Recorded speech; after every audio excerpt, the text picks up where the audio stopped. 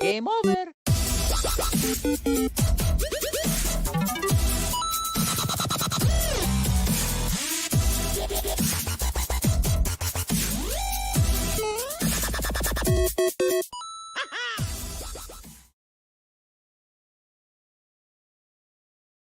And what is up? Welcome back. It is Friday night, and you're here with the Average Boys Podcast. It's your boy Crispy, and I'm here with my boys Brian D and Trigger. What is up, my dudes? What is up? What is up? What is up? Yo, what's going on, guys? I'm back. We have a Trigger sighting, bro. What's going on? What's going on, man? How's it going, man? I've been gone for like what, 6 months now, or some craziness like that. Yeah, dude. Seems longer than that, to be honest with you. I mean, it feels longer than that. No, man. Going, man. Honestly, man, the job, I still have that same job, that I had last time. Still with How's it going? Good, man. Good. Some good prospects on the way. There's a small chance that I could either be going to Austin or San Antonio for repositioning. Shit. Yeah, man. Got some stuff going on. Nothing official. I haven't been given like an official offer yet, but I like San Antonio. Yeah, man. The San Antonio is the preferred place. Like, if I'm going to go anywhere, I would want to go to San Antonio. I like it. Not because it's close or anything, but like, that's kind of where like I feel like I would have the best opportunities, like for my position. All right. Austin would be great because of I could do on premise very well out there, but it would just be different. So I'm kind of hoping that I can land on San Antonio. Right now, the room is an absolute mess. Yeah, man. Yep. Oh, nice. Still salesman. Grinding, kicking ass. Selling alcohol and stuff like that. I left for some personal reasons, some family reasons. Had to take care of family stuff that was going on. But I mean, thriving right now, dude. Straight thriving.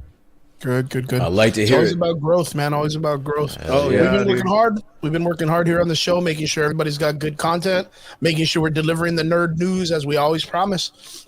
Yeah, man. And I've been trying to catch up. Trying to watch you guys whenever I can, and show my love and stuff like that. We see that, yo. I see you chiming in. I like it. Hell yeah, dude.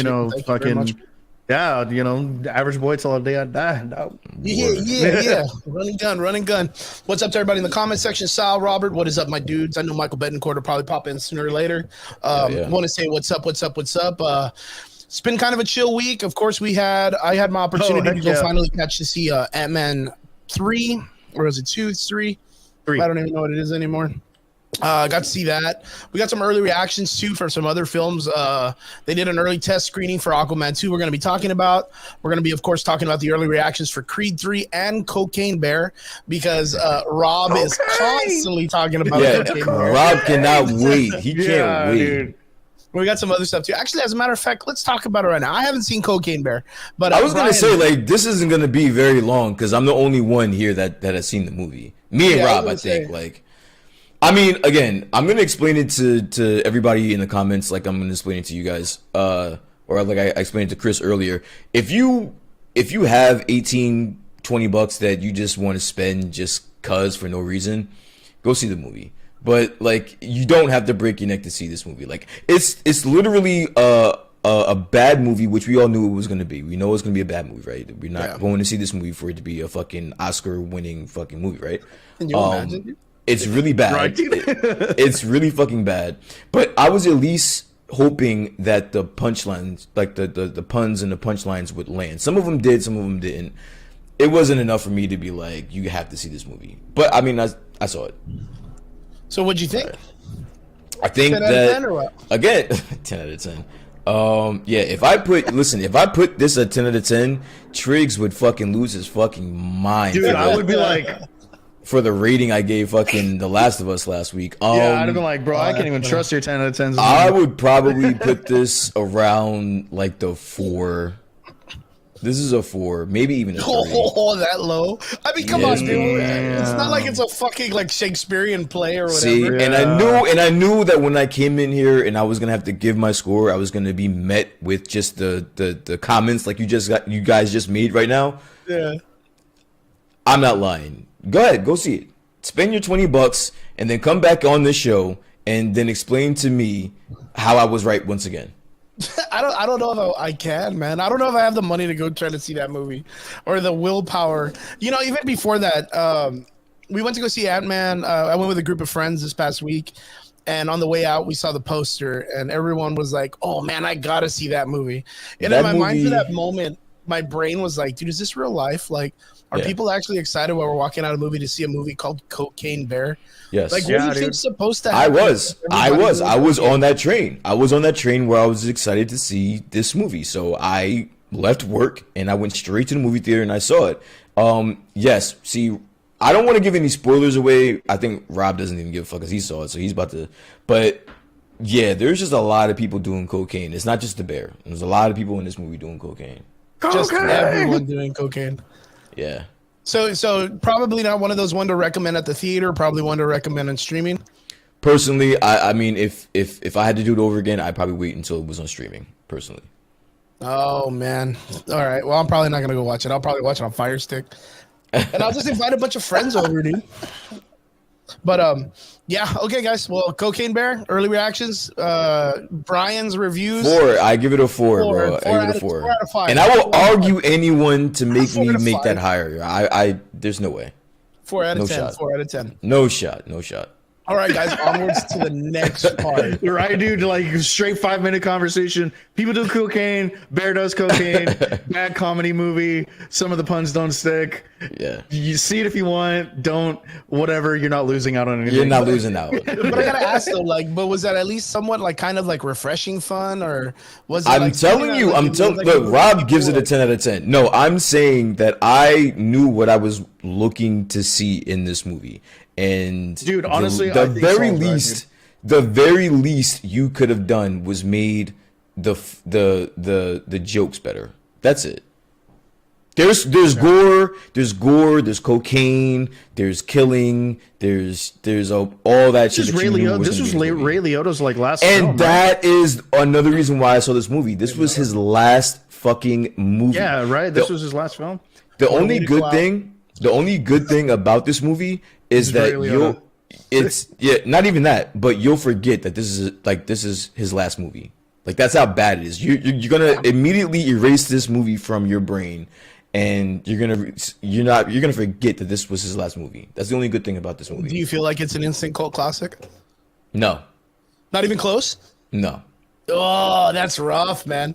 No. Because like Sharknado was like kind of for a little bit like a cult classic. Like there was like a little fall. What are you talking of kind of for a little bit? There's like 9 of them now or some shit. Yeah. Well, it just got ridiculous after a while. Like there was like a small like cult classic following, and then all of a sudden it turned into like robots, and then they started bringing in weird actresses that are all drugged up while they're doing the film, and yeah, maybe Cocaine Bear's gonna get a part 2, and then it's gonna grow into like a fat dude. I have to say, I almost fucking embarrassed the shit out of myself laughing and crying so fucking loud during the Fast and the Furious trailer. Dude, I was in tears. Okay, wait. Side note. So I had a date. So the last one, what was that? Fast and Furious 9 Fast 9, right? I saw that movie. The date that I was on to watch that movie got mad at me because I'm the guy in the watching the movie saying, yo, why is this shit so bad, crazy? Why are they in space? Meth Gators next. Why the fuck isn't someone dead here? She got annoyed. Like, she was like, yo, bro, shut the fuck up. I'm like, but nah, I'm like, no, but this is turning into a fucking Marvel movie in front of her fucking eyes, dude, bro. it really is like a street racing Avengers movie. Street racing. There's barely. Where is there any racing? These motherfuckers they're on a full blown mission. What you guys don't know is you don't know the lure of Fast and the Furious, because you know what it actually is? Cocaine. It's the precursor story to Hot Wheels, the movie, dude. Get the fuck. It's fucking Hot Wheels, the toy brand with all the weird like tracks you make. That's what Fast and the Furious. It's the precursor to it. Fast and the Furious is like the origin story to Hot Wheels, the Toyland. So the Hot Wheels that fucking wild tracks that like go through space and monsters and go up cocaine bears assholes and all this shit. Like it's Hot Wheels. Nah, I'm not rolling with that shit. Hot Wheels, no way, bro. If there's an orange fucking road, you know it's Hot Wheels, dude. No way. You know it's a Hot Wheels franchise. That's the only thing they're missing now is a fucking orange road where they're just driving on shit. Track, that's all they're missing, bro. I mean, listen, all you have to do to be a writer for a Fast and Furious movie is just do an obscene amount of fucking cocaine and just make something up. Dude, I'm just literally sold that Sonic the Hedgehog is the writer, and he's just like, gotta go fast. That's all he's just yelling in the fucking writing room. Gotta go fast. What do you guys think we should do here? Gotta go fast, yeah. The fucking Vin Diesel crashes into a wall, you just hear the rings, the ring sound. I saw Tyrese and Ludacris. Tyrese and Ludacris float around in space. The movie station is called Ludacris, man. That's saw it. Fast and Furious 10 Ludacris. I think that's where I tapped out. When they were floating around in space, I was like, yeah, I'm done. You know what fucking flipped me out, dude? Is there's this scene when they're on the expressway and two helicopters pop up and they shoot fucking harpoons through Vin Diesel's car. And he flies off the expressway and smashes the two helicopters together. Yeah. It was, dude, I literally just started laughing. What in the G.I. Joe shit is this, bro? Like, the fuck? I was like in tears, dude. I was in fucking tears. I was like snorting and shit, trying to stop myself from laughing out loud. And at the very end, I was like, what the fuck, dude? Okay, all right, listen, so we're talking, we're talking shit, but are you going to see this movie, though? Fuck Keep no. it real. Keep it real. Triggs, are you watching this movie? Dude, honestly, I will. Yeah. Let me preface it this way. They're gonna be on Mars, and Triggs gonna be watching this shit sober. I am not gonna see that movie sober. I promise you, dude. I'm gonna come in with a fucking fat old glass of whatever the fuck I'm drinking. Boom. I'm gonna see these motherfuckers going to space. If in the first act, before the arc of the fucking movie, Elon Musk makes a fucking entrance and says he's got to probably will. Honest to God, dude. I guarantee Elon Musk is like, I need a team. Yeah, I need a team. And Vin Diesel's like, well, we're not a team, we're a family. We're a family. Fuck, dude. Print it. Look, you know what, dude? And I bet that's what RDJ's role is going to be in the next movie because they're doing an 11 now, I guess. Oh, he wants to get Robert Downey Jr. They're doing another one already? Yeah, because apparently it's a two-parter. So it's like 10 and 11 or we just got a 10-parter. Like, I don't need another 2, bro. Like, the fuck? It's 10 and a half, bro. Holy. It's 10 and a half. Dude, aren't we on gonna be their Infinity War? Yeah, aren't we on like part 3, part 4 of like Attack on Titan or some shit now? Oh, motherfuckers died, came back, died. Oh my god, bro. All right. No. Tell me you didn't trip out when Jason Statham came out. I didn't, dude. For me, I did. I'm not gonna lie. I did because I thought he died in the other movies. What are you serious, bro? Like, that was right at the height of fucking the transporter and fucking all that shit. That's like at the height of his fucking career. Like, dude. For me, what the huge gut punch was when Han and Jason Statham's character are in the same room, and he's like, "Can you still drive?" He was like, "What do you think?" No, the biggest gut punch was knowing that in the last movie, tried to kill me. Charlize Theron's character was killed off, and then in this movie, in the trailer, not even in the film, as a spoiler, like exposing that she's back to life. She has like a fucking Resident Evil fight scene with Michelle Rodriguez. Yeah, in like a weird, weird hospital. Like nobody dies in this. Nobody dies in the Fast and the Furious films. Yeah, dude. Apparently Gal Gadot's supposed to come back, and I don't know if you remember, but she did a fucking nosedive off of an airplane at like 180 miles an hour. You bring in Brie Larson, Brie Larson is in this movie, and then supposedly Brie Larson's supposed to be Paul Walker's like sister. It is Paul Walker. Like that. It's Paul Walker. It's Paul Walker. Yeah, she's not supposed to be a sister.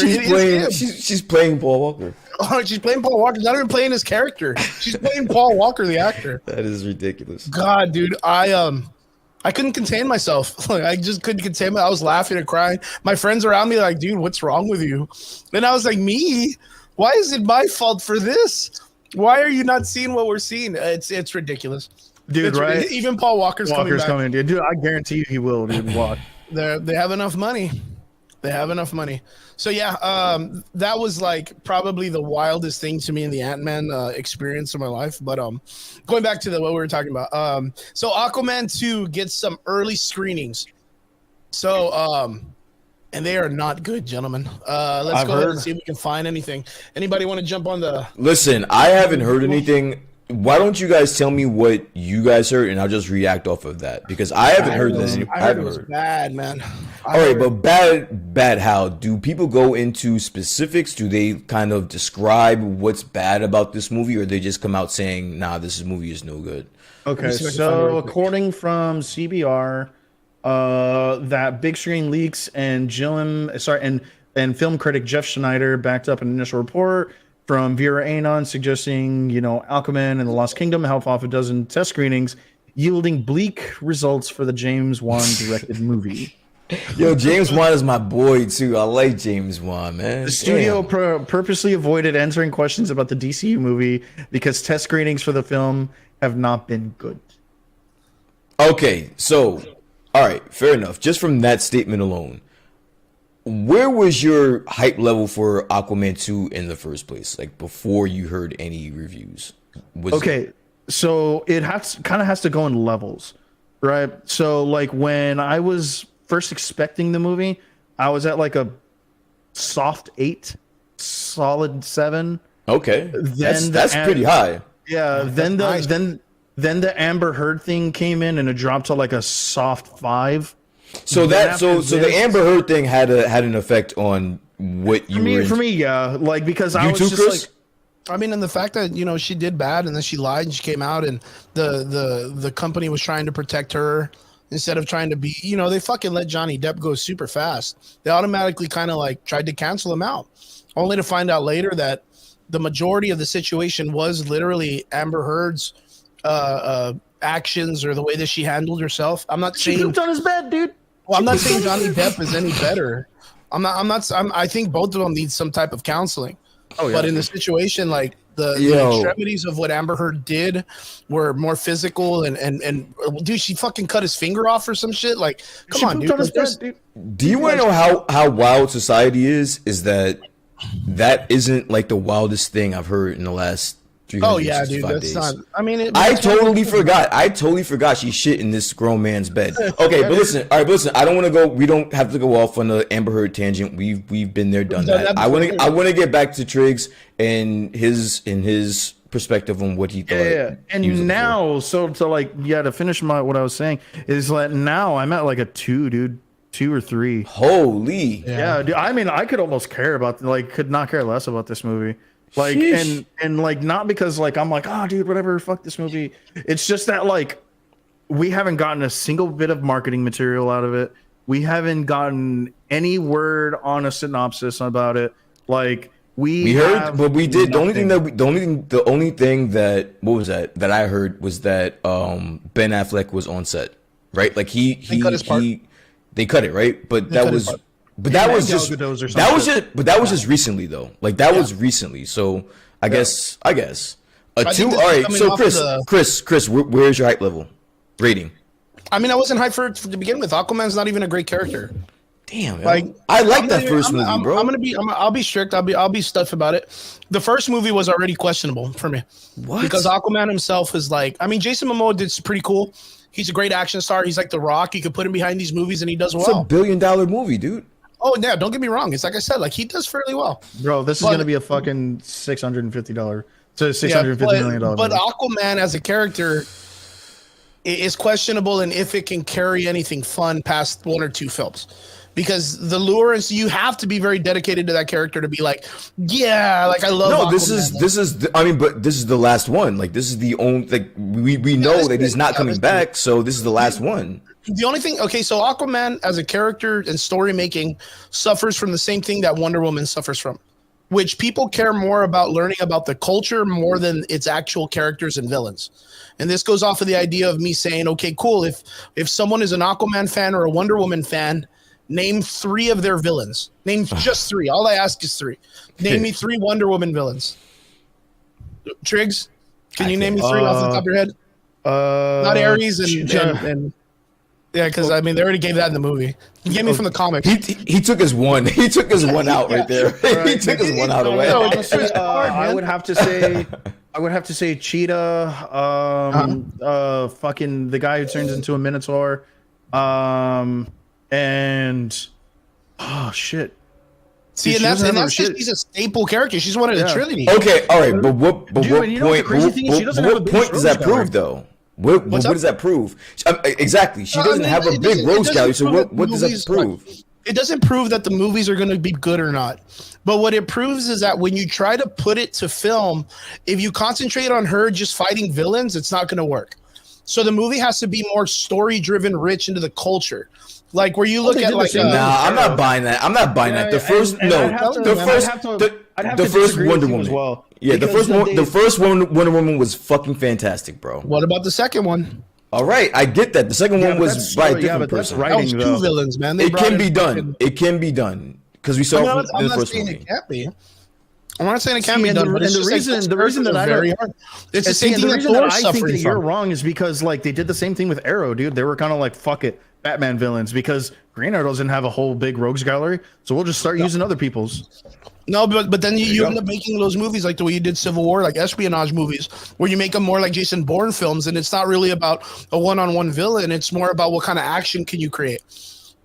It suffers from the same thing like Thor does. The first Thor movie was questionable, and a lot of people don't like it. But if you go back and watch right now, you're like, you know what? It's not that bad.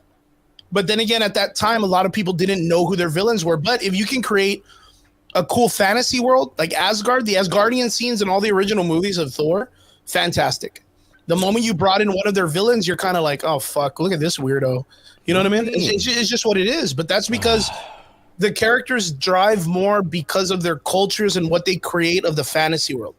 Okay, listen. All right, I gotta stop you. I don't think that Thor suffers from that. Yeah, exactly. So hold on one second. So you brought Thor, and I'm glad because you Triggs. This guy has been bringing in Thor for the past fucking 6 weeks. I'm a huge fan. I myself am a huge fan of Thor. I know. Okay, but that also means that you're also going to be the most critical of it. You're definitely be the most critical, but not only that, but like Thor works. Like I know his Rose Gallery is crap, but we saw in Ragnarok that it can fucking work. His Rose Gallery is not crap. But I would have to. I don't think all the cosmic gods. It's not crap. Yeah, he's got some hitters, dude. From what we've seen in the MCU, in the MCU, it's been lackluster. And his biggest hitter was fucking trash. You know, unfortunately, it was trash. It was trash. But yeah, I don't see the comparison personally. Sorry. It takes 3 Thors to take this motherfucker down in the comic. Yeah, it's just one of those things that I just think like. You have to so look at the way James Gunn's going to attack the Wonder Woman story. He's literally going back and saying, hey, well, you know what, guys? We're not going to be really covering Wonder Woman. We're going to be covering Themyscira and the Amazonians. He gets it. You have to build on that culture. It's got to build on that culture. Yeah, but all right. The only reason why I'm not looking forward to that show is because I'm not guaranteed that it's gonna be Wonder Woman's going to be in the show. If he comes out and says yes, Wonder Woman will be in the show as a kid or as an adult, I will probably watch that show, bro. Yeah, because you want to build it to where you're comfortable with the story. If not, then there's no reason. Then you don't care about anybody else. Like who cares about Wonder Woman's mother or his grandmother or fucking anyone else after that? But the idea is they're going to build on the culture, and I think that's very important. Aquaman 2 should have built on the culture. Namor and fucking Black Panther 2, they built on his culture. They didn't just make him a villain and have him come out and be strong, which is something they could have done, but they built a shitload on his culture. I mean, I think we talked about it right after the movie came out, and even Brian, you said, you were like, dude, they're exactly like the Wakandans, but they're just fucking stronger. So, like, we knew a fuckload about that culture right after the movie was done, and it kind of invigorated more on the idea of, like, well, cool, I want to see what they're going to do with him later. Like, out of all the characters in Phase 4, which one are you more excited to see what they're going to do in the future of the MCU? And I think Namor's and the whole like Talocan people are kind of up there because you want to see how they're going to embed them in there. I'm gonna disagree. I'm gonna disagree with Saul in the comments. He said, "Look at Shazam. Nobody cares about Shazam 2 movie." I disagree. Again, this is another instance where the first movie I liked, and I'm kind of interested to see the second one, even though I know it's not going anywhere. Like, if anything, the only reason why I would believe somebody is not looking forward to these movies is because we just know there's no future for these properties. It'll be something different. It came out earlier, I think like yesterday or today, that the projection for Shazam 2 it got lowered, and they're kind of expecting it to be even less than it is. And I actually think it's going to be all right because I think the first movie was fun. I think it didn't take itself too seriously, and it kind of like added in a lot of the quippy superhero funny stuff that was just enough to keep it like where you can rewatch it and have a good time. And for it to be a little bit serious, and again, it's pretty discontinued from the Justice League, the Snyderverse kind of situation that Justice League was part of. There may be a situation that we can still possibly keep these guys, but I mean, it's hard to tell, man. It's really, really hard to tell what they're going to do. That's gotta be rough. That's gotta be rough for James Gunn to come into a situation where you're taking over a head. You like now you're the head of DC. And you have these duds on your hands, like, and you can't get rid of them. You can't just say, "All right, I'm not putting these movies out." You spent way too much fucking money to make these movies. Like, that's gotta be that's gonna be a tough situation to be in. Yeah, he needed to be the bad guy, I guess. You know what I mean? Because, like, I mean, if you look at it, I mean, from what early reviews are saying about Aquaman 2, is people couldn't even finish the movie. They got up and walked out. This was during a free screening. Like, you know what I mean? Hold on, Triggs. I want to get your opinion on something.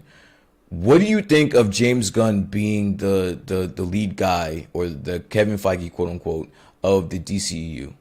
Okay, well, he's one half of a Kevin Feige. I'd have to say that. Secondly, yeah, I like the spicy coming in spicy. I like it. He's one. He's half of Kevin Feige. So I mean, regardless of what anyone says, oh, he's just like Kevin Feige. No, he's not. Secondly, like, Kevin Feige's put out more billion-dollar movies than James Gunn has fucking heard of. So I mean, you know, even more spice. You know, and thirdly, like, I have absolutely no hate for James Gunn. The guy puts out quality content, quality. You cannot deny that this man is a fucking genius when it comes to his movie making. And was like, but the thing is that, like, he got off the cuff a very, very hard, a hard position because, like, yeah, you're right, dude. Like, he's coming into, like, to projects that he has to release. And I promise you that was in the contract. Like, yes, you are going to be the half of the DC head, which is great because now the DCU or DC Entertainment and Warner Brothers, well, not just that, but they're a completely separate entity from WB. WB has absolutely no power over the DCU studios anymore. Yeah, it's just them by themselves. Okay. Yeah, so it is now just DC Studios. Great. But I guarantee you a preface to that was you were going to release these 5 projects or whatever. So that you can't touch the fucking Batman. Yeah. You can't touch Batman. I love that. I love they were like, you know what? You got all that shit. You can have this over here. Don't even look over here. Like, don't touch it. That was straight up some Pride Rock shit. Yeah. What's all that out there? Oh, that's our kingdom. Oh, what's all that in the shadows? We don't go over there. Yeah, don't go have everything the shadow doesn't touch. Yeah. And so, same thing. Like, look, we'll give you all of this. Don't touch these. Yeah. Don't touch them because they're gonna get released either way. This is above you. They're gonna get released because nonetheless, it's still Warner Brothers money putting out these movies. Mm-hmm. They already spent a fuckload of money on them. Yeah, exactly. So, like, they're gonna release them. Yeah. Same Flash, Shazam, fucking Aquaman. Whatever the fuck else they're putting out, they're gonna. What do you think of the Flash? Are you gonna go out to see this? I'm gonna see it. I'm gonna see it. Yeah, I'll see it. But, like, my hype level is at like a 6. Like a 6. Even after seeing, we all knew Keaton was coming, but after seeing Keaton, it's still at a 6. Keaton is like one of the biggest reasons why I'm going. Yeah, he made it to a 6. He is the 6. Everything else below that is Ezra Miller times 2, man. That's great. Yeah, dude. I mean, like Ezra Miller, I was like, okay, cool.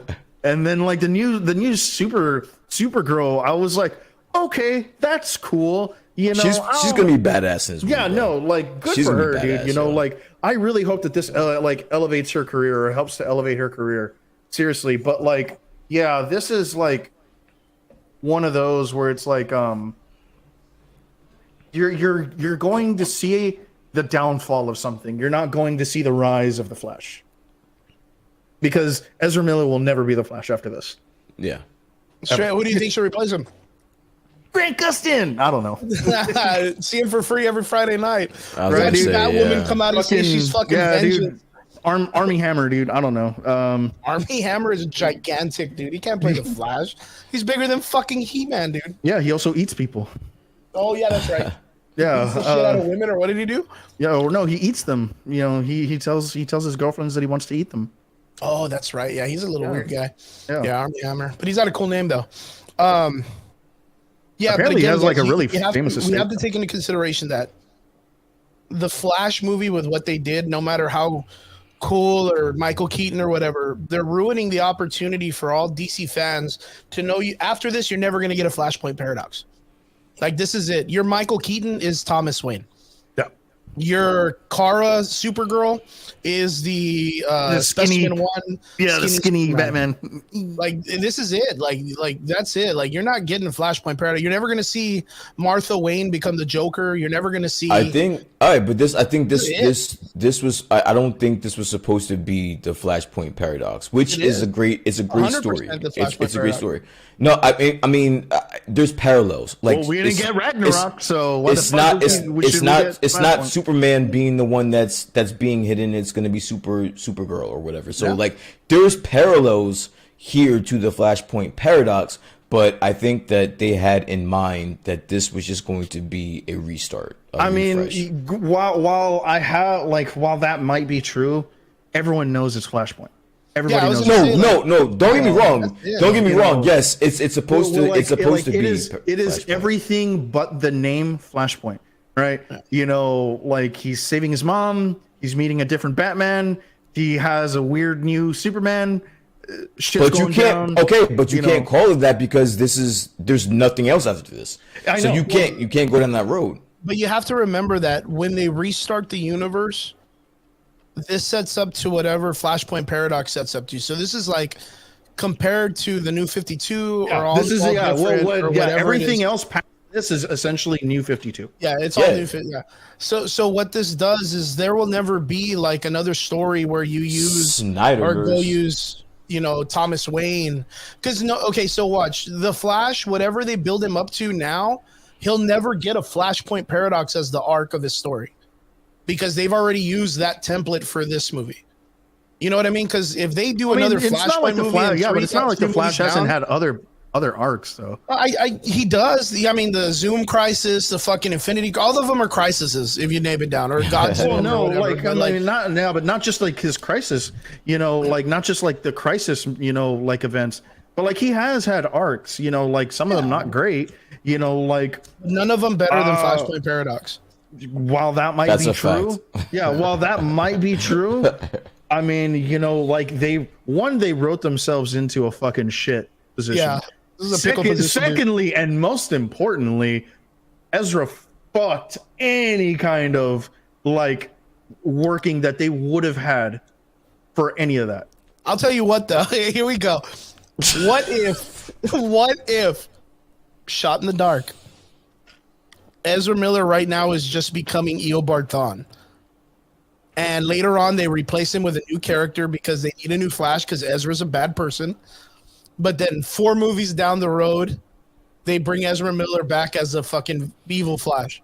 Yo, if you're falling for the WB and or Warner and situations and shit. If you think they actually want anything to do, if you think they want anything to do with Ezra Miller moving forward, you're smoking rocks, bro. They can't wait for this movie to fucking get over with, so they can just cut ties and get as far the fuck away from Ezra Miller as possible, bro. 100%. I could not agree more, dude. I guarantee you, Warner and his brothers are fucking waiting for fucking. They cannot wait for this movie to drop so we can get the fuck away from this kid, bro. He's fucking toxic. I guarantee you, fucking dude. I'm talking Thursday, 12:01, a fucking phone call to fucking Vermont to Ezra Miller. You're fired. Yo, dude, it's not lost on me that it made it to the news or it came out that there's a possibility that Ezra Miller could still be with the. That's bullshit. They're putting that out there so you go buy tickets for this fucking movie. That's 100%. It. That's it. That is 100% a ploy. That's it. I easily see. As soon as they said that, I was like, wow, you guys are really swinging for the fences here. Yeah. Got it. No one's believing this. No one believes that shit, bro. You want to sell fucking tickets, but as soon as this movie is over, he's done. Yeah. I'm sorry. They are done. Yeah. Sorry. 10% chance they keep him. What do you guys do? 10% chance. There's zero 10%. Chance. There's 10%. There's negative 100% chance that they keep. Dude, honestly, and I'll say that. Honestly, John Campea said this, and I agree with John Campea. If I hear that Ezra Miller continues at the Flash, like with the Flash, I'm done with DC. Done with DC. Dunsies, dude. Dunsies. He's done. If that man doesn't provide, Dunsies, bro. Dunsies. Last. You can't take that back, Triggs. Like that's written in stone, dude. Like you can't take that. You can't walk that back, bro. Right, dude. You know what? It's gonna go right on Spotify. Cancel me if I now watch. Now what? Wait. Now listen. Now what if the Flash is like the best fucking acting of a superhero ever? Then I'll come on the next podcast. Like. Literally saves the DCEU, the DC universe. You're gonna have to walk that back now, bro. Right, dude. I'm gonna be like, all right, dude. I'm not gonna lie, dude. First fucking red carpet we get invited to is gonna be the Flash. Dude, imagine that. Like I'm just all like that's why you gotta be careful, man. You gotta be careful. Fucking red carpet. The average was invited to is gonna be the Flash. Just so the post-credit scene, we see that they keep Ezra Miller. You gotta walk that back, man. You gotta be careful. Ezra Miller stands up on stage and goes, "Now introducing the Average Boys." Hey, remember that episode, Triggs? Just side-eyeing Triggs, and I'm looking at Triggs too. Like I told you, I told you, I fucking told you, I told you. You want to get knocked out? You know what? Wait, that's the dynamic that is least talked about. We're ragging on Ezra Miller. Yes, he's a nutcase. He's been doing this and that, and I don't want to go off on another tangent on Ezra Miller. But the kid can fucking act, bro. He's a fucking actor, bro. He's a hell of a fucking actor, bro. But this guy is also probably gonna. He's a nutcase. He's a nutcase. But this guy also like single-handedly, pretty much like terrorized, like stopped 2 franchises. You know that, right? Like he's almost single. Yeah, the fucking. Listen, I'm gonna give him some bail because Johnny Depp kind of cucked fucking. But Mads Mikkelsen he kind of cucked them first. Took over though, dude. He hit it though. I don't know, man. So a lot of people also are complaining about Amber Heard still being in Aquaman 2, and that's where a lot of people are kind of like degrading the fuck out of Aquaman 2. So you guys are still on that, bro. She's sitting in the guy's bed. Like what's the big deal? Oh man, shit, she didn't key his car. Okay, I mean, what's the wash your sheets, bro? You have a lady poop in your bed. You come on this podcast and you tell us how you're feeling. First off, if a female shit in my bed, no one is here. That's embarrassing. No one is hearing about that. Like I'm not bringing that to anyone's attention. Like no one needs to know about that. Like I'll deal with that on my own time. But yeah, it's great. So I'm going to court. I was gonna say, I was like, shit. Damn, I gotta tell these people because I gotta know the truth. Yeah, dude. Yeah, but a lot of people are saying that a lot of people are very upset because Amber Heard is still in the film. So, do you really still care that she's in the movie? Honestly, well, I know Triggs said that he does, but and like the shitty thing is that like, yeah, dude, she is still in the movie, right? Like how hard how hard would it have been really not like to write her character out? Like, I mean, she's like the leading. Supporting I mean, I get that she's the leading lady, right? She's Mara. She's his Aquaman, practically, dude. Yeah. I mean, that's hard. That's hard to write her.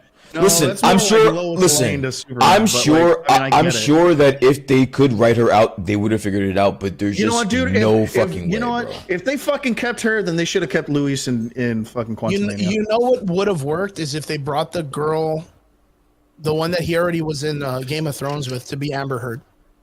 Everyone wanted her to be. Dude, if they would have but the movie was done.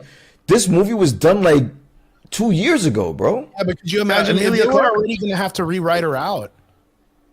You have to reshoot the whole fucking movie. This movie was done 2 years ago. It was ready to go. Might as well bring in Aquaman's Michael Keaton for this film to try to save it also. You're asking these people to do a lot with a lot of money they've already invested. Amber Heard is not fucking cheap.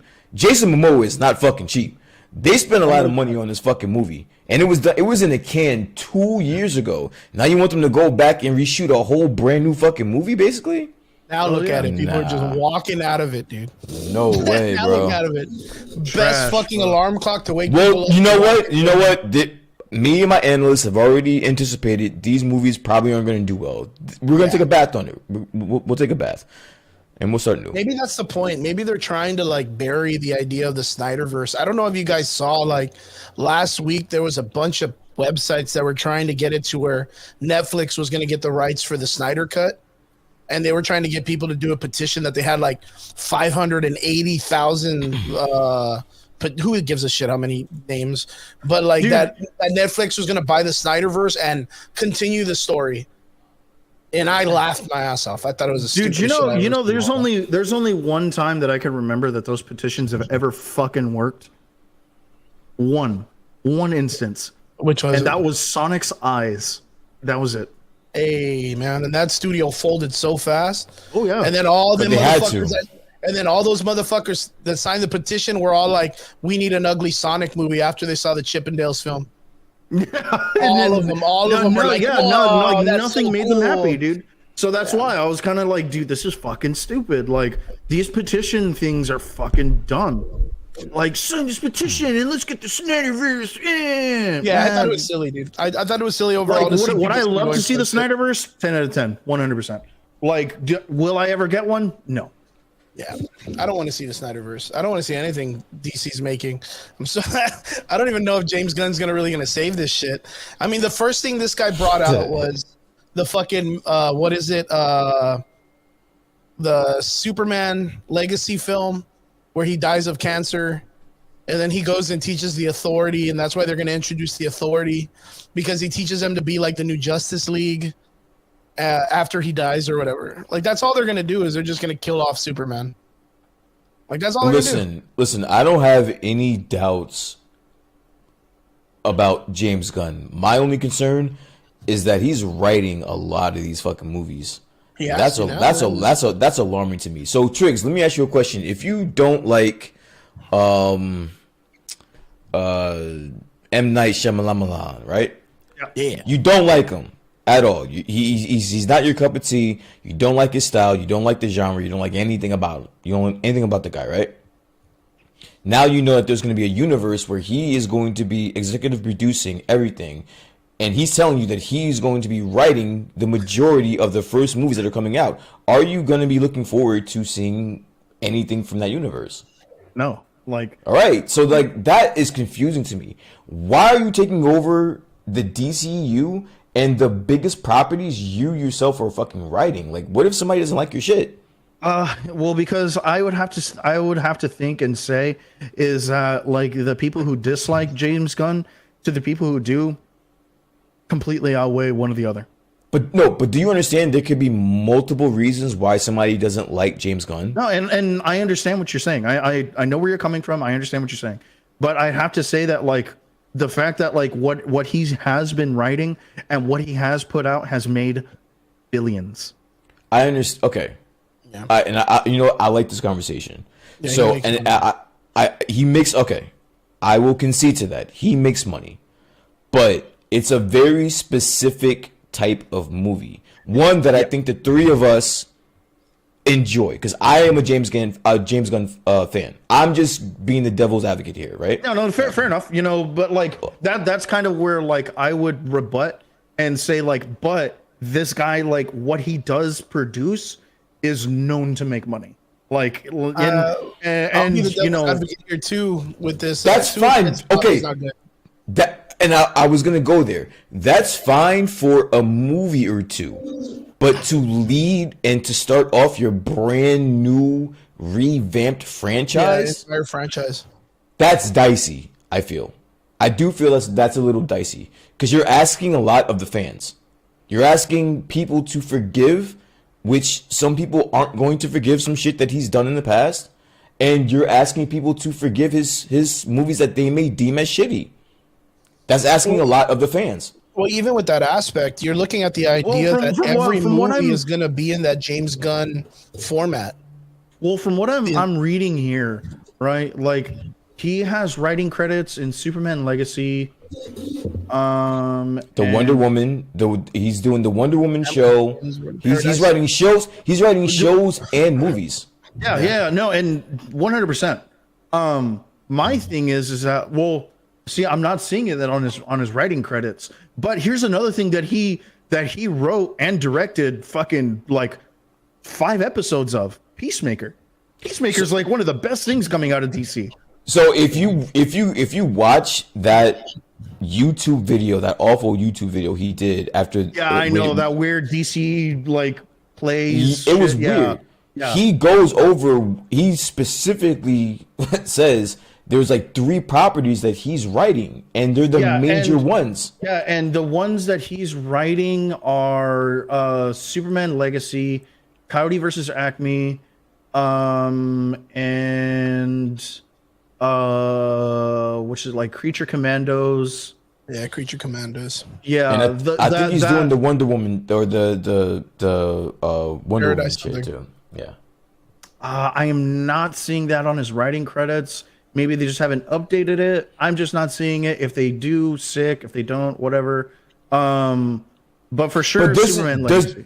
Does that change anything for you, knowing that he is going to be so hands-on with the property going forward?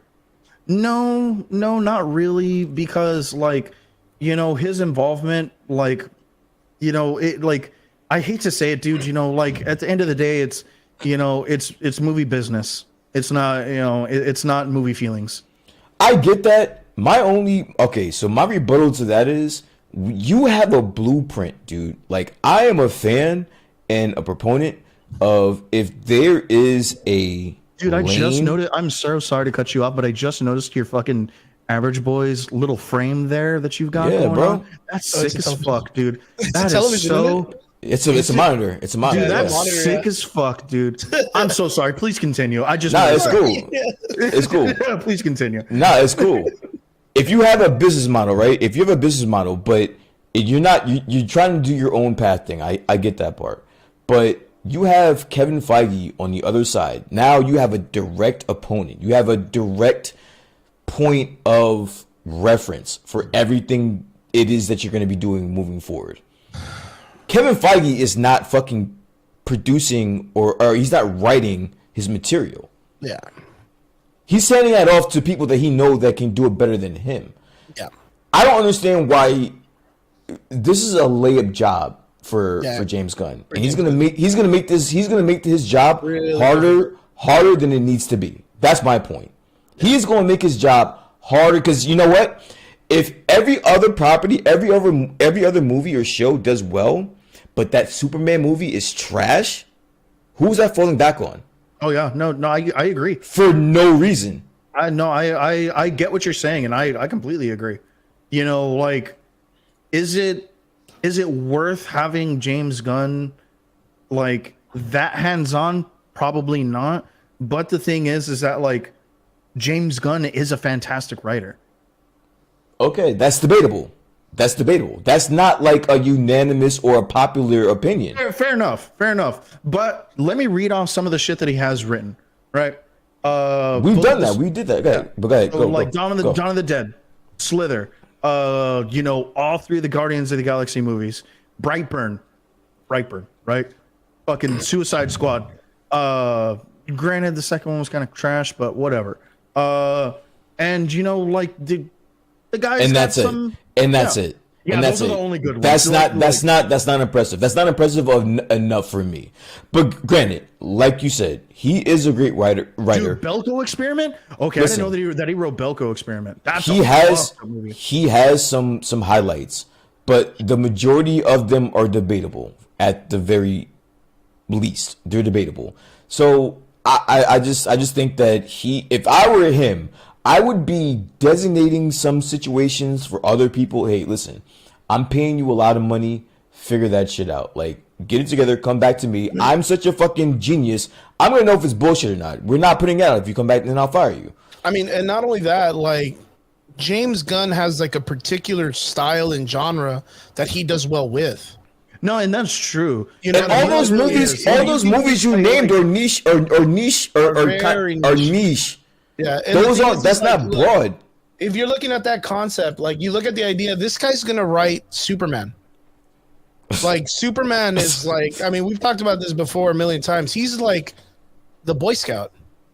Like he's like the most nicest, weirdest, like Kansas City boy like you're gonna ever meet. And you have James Gunn, and you're gonna in charge of that, dude. And even James Gunn said like he's a big lug. Or this is what I'm talking about, Triggs. That's what I'm talking about. Like you have James Gunn in charge of Superman, dude. Yeah. And not only that, that's weird, yo. That's weird, bro. That's weird, man. And now here's where I'm gonna play devil's advocate. Let me say one thing. Go for it. He's also going to have to write a gladiatorial period piece based on nothing but women. Like that. I mean, I'm just saying, like that's not easy. That's not easy, especially when you got a guy coming from like Troma. For a normal person, that's not easy. Now we're talking about this freak, bro. Like, yo, no. But this guy writes a lot of Troma, which is like, if you ever go back and watch Troma films, like. They're not nice when it comes to like explaining women in films.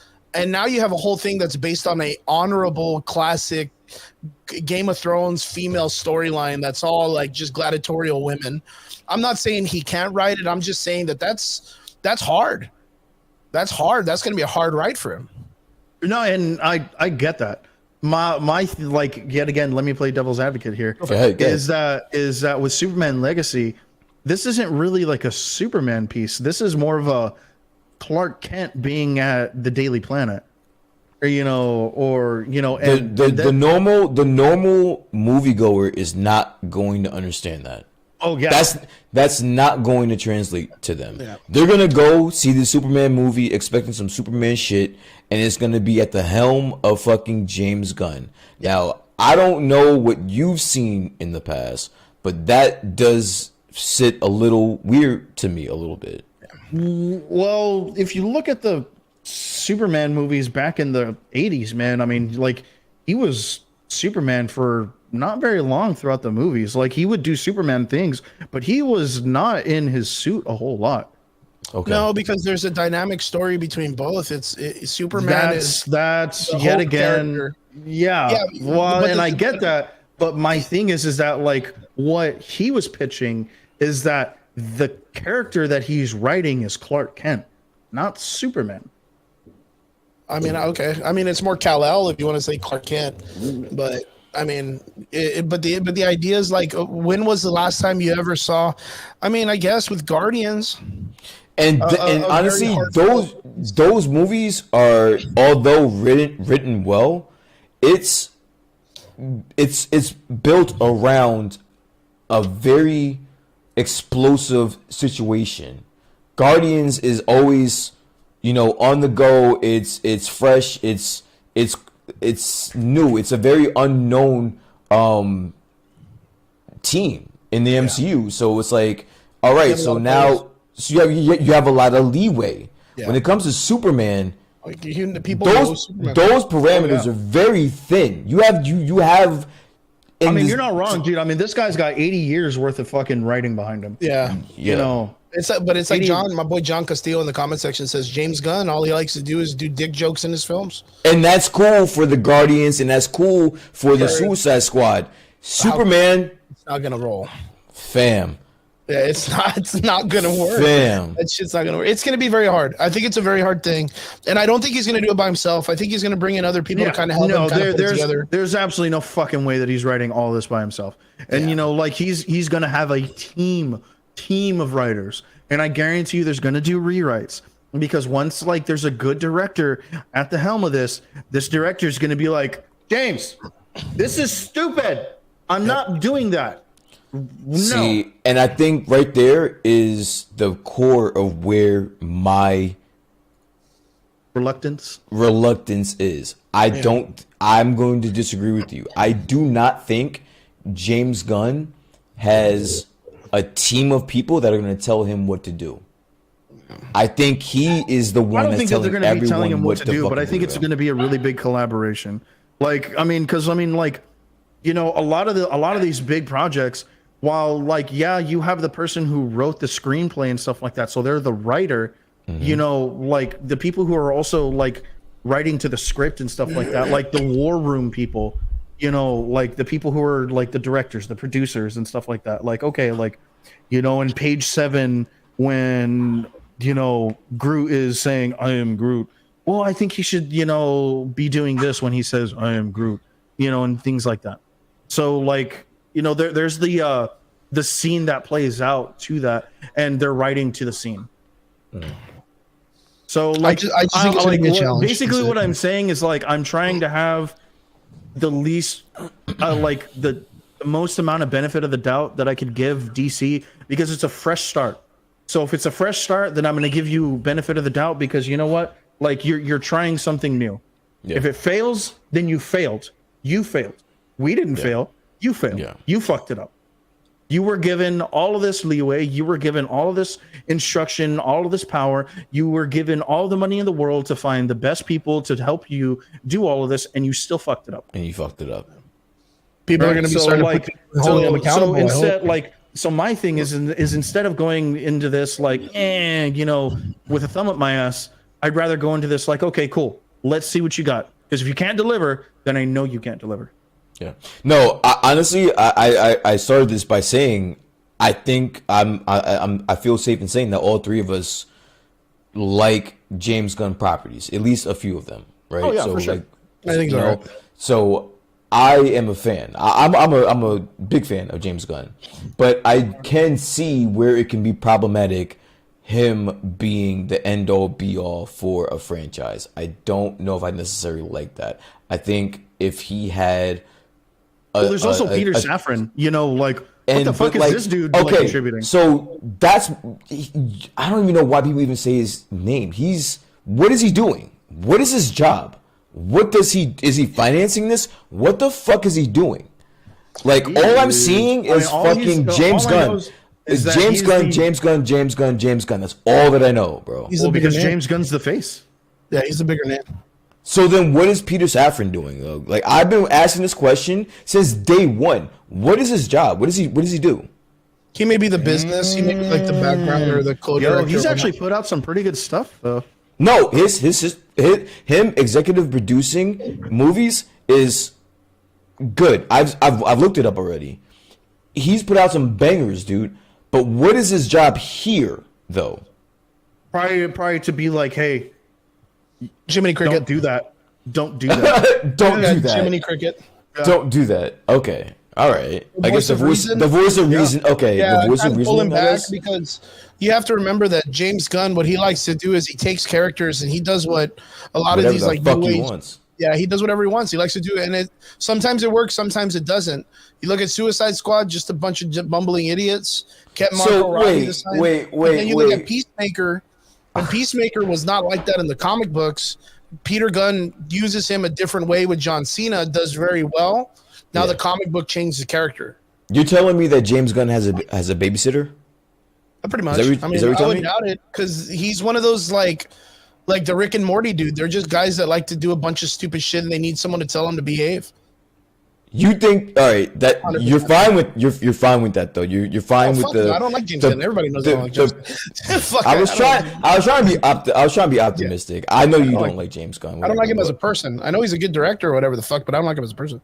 So you're telling me that the head of your franchise that you're hoping to restore the DCU has a babysitter, and that's cool with everyone. Nope. I never liked the idea that they were hiring James Gunn in the first place. But then again, they did it. Dude, when I saw that they were hiring him, I was like, oh, I'm sure Chris is going to have a field day with this. Are you kidding me, dude? You have to remember, but then DC's like, that's why I'm saying, man, that 10% that they keep fucking Ezra Miller at the end of the Flash movie, it correlates with the idea of like when Marvel fired James Gunn because of the tweets about children and pedophilia and all this stuff, DC was like, oh shit, open market bet. Let me hire this fucking dude. Like, they were like, have you seen what he could do with Guardians of the Galaxy? Cool, man. I don't care what he does with kids. Fuck, as long as he's bringing me money. Horrible. Like, they don't give a fuck, dude. Like, they don't give a fuck. Look, as a matter of fact, Ezra Miller fucking kidnaps all of Hawaii. Warner Brothers, the whole state, didn't say shit, dude. They didn't say jack. The only thing they said is, nah, man, he's trying. He's trying to be better or whatever. Like, they didn't even want to touch that shit. They didn't say anything. Amber Heard literally shits and cuts off fucking Johnny Depp's, I mean, a national treasure of a person comes out of national, and they still kept her in the movie. Like, you know what I mean? Like, come on, man, it's DC. They're gonna clamor at any effect just to be able to make money. But you're looking at a guy who, for the moment he had the opportunity, he was willing to make a story about a Superman kid that kills fucking people. Like, he instantly jumped at the opportunity to do that shit when he got it with Brightburn. You have to slow motherfuckers like that down, especially when they get the opportunity to work with the actual. But how? You put Peter Safran on him. You put him next to him, and when James Gunn goes, oh, you know, it'd be really cool. It'd be really cool if Superman. You remember that Homelander guy from that other show that, you know, and he shoots all the people in the crowd. Let's have Superman do that. Peter Safran looks at him and goes, bro, just stop. No, the reality of the situation, a guy like James Gunn, you have to give him some fresh property and tell him, yo, go nuts. Go nuts. That. Just go nuts. Yeah, you can't give him you can't give him Superman and be like, go nuts. You have to have some type of parameters to abide by with that specific character. I'm gonna make a theory. I'm gonna make a prophetic theory right now, which is the first thing that this guy does in his first chapter is he kills the Trinity off. Kills the entire Trinity off the first opportunity he gets. What do you mean? They're not even. He's going to kill Superman. He's going to kill Batman. He's going to kill Wonder Woman. And he's going to bring in the whole new aspect of like just whatever Warner Brother wants to bring up. Like, just to make them the IPs that they're going to carry the Justice League or whatever. He's not going to go with the original Justice League. He's going to kill them off. First thing he does. You watch. I mean, that's just the way I see it. That is a very long way over our main topic, which we were talking about. Fucking Aquaman 2. Oh, Aquaman 2 is dead. That guy's dead. Aquaman's dead for sure. Yeah, that whole franchise is done. But I guarantee that James Gunn, a person like him, does not want to work with the original Justice League IP. He'd want to work with like a misfit band of dudes. So if you can get Damian Wayans in there, that's never been done. If you can get like the new Wonder Woman, if you can get like John Kent to come in, he would rather work with those than the original trilogy. That speaks to his creativity. Me personally, I don't like to work that hard, bro. I would take the shit that's there for me and just expand on it. Personally, that's what I would do. I don't know, man. I am excited for DC to get somewhat of a fix, but I don't know, man. The way it's looking, DC is just kind of in the same rut. We have to wait to see what he pulls out first, dude. I mean, Aquaman 2, like I said, like whatever they had left of these movies that they're going to bring out, like they're not good. The only one that's kind of like anticipated is The Flash. Like that's the only one that everybody's kind of waiting for. And thank God it's the thing that's going to reset everything. More than likely, I know that I don't know if you guys heard, but they were doing like reshoots for The Flash still. Like people were still going and doing reshoots and stuff. Yeah. So my guess is they're probably like having some of the newer actors that they're going to choose, like probably There's go in. wait. No. There's no way. There's No, no no. way. No, There's no they're gonna way. reshoot. There's gonna reshoot for Flash. No, No I way. don't know, man. No, I know. There's no way. I'll put $1,000 on that right now. They're not doing reshoots right now. There's no I way. don't know. Easily, All we know is they're probably more than likely not going to keep Ezra Miller at the end of this film. So Yo, they haven't the praises. If you want to talk about fucking preview fucking praises or first screening praises, everyone is raving about the Flash. They're saying this is like one of the best superhero movies of all fucking time. So if they're better than that DC's made, I was like, well, that's not too far fetched. If they're going back and doing reshoots on a movie that people are coming out saying it's the best of all time, then there's a bigger problem at DC than we thought, bro. Yeah, I mean that's for sure. That's for sure. But yeah, Aquaman 2 apparently not going so hot. But yeah, onward to the next part of the conversation, boys. So something that's pretty interesting is something that kind of went under the radar that we didn't know, or that I didn't know. Creed 3 came out, right? Did it already debuted? No, I think this is just the early reactions. I don't think it's out yet. I would have rather have seen that. Are praising it. I would have much rather seen comes out Creed March 1st. 3. Yeah, I would have much rather seen Creed 3 than fucking Cocaine Bear today. I promise you that. You're like, oh man, you would have been in line for that one. Yeah. Let's see what people are saying. From what I've heard, a lot of people are saying it's good. Are you guys a fan of the Creed franchise? I mean, the entire Wait. One second. I'm sorry. I'm just all over the place. Gentlemen, what is your favorite Rocky movie of all time? Oh shit. 3. Is Chris? that the street fighting one, right? No. 4. 5? Sorry.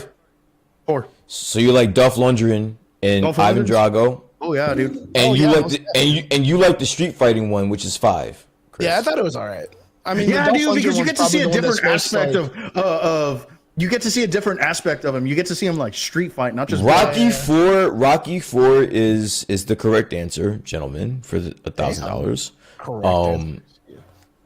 Rocky 5 is trash. I'm sorry. Like if you go back and watch the movie right now, you'll hate it. I promise you. I watched the last month actually. I went through the whole franchise. Me and my friends, we argue about this shit at least once a week. Like we literally have an ongoing argument about which Rocky movie is the best movie. 4 is the best fucking movie. It's the best movie. It's the best written movie. It's the best soundtrack. It's just the best movie of all time of Rocky franchise. 3 is number 2. Is second. Then you can do whatever you want after that. But 4 and then 3 and everything else after that. But Creed, I'm a Dolph Lundgren fan, so Rocky 4 was awesome. Yeah, I think Ivan Drago was just the best. Oh, dude, for sure.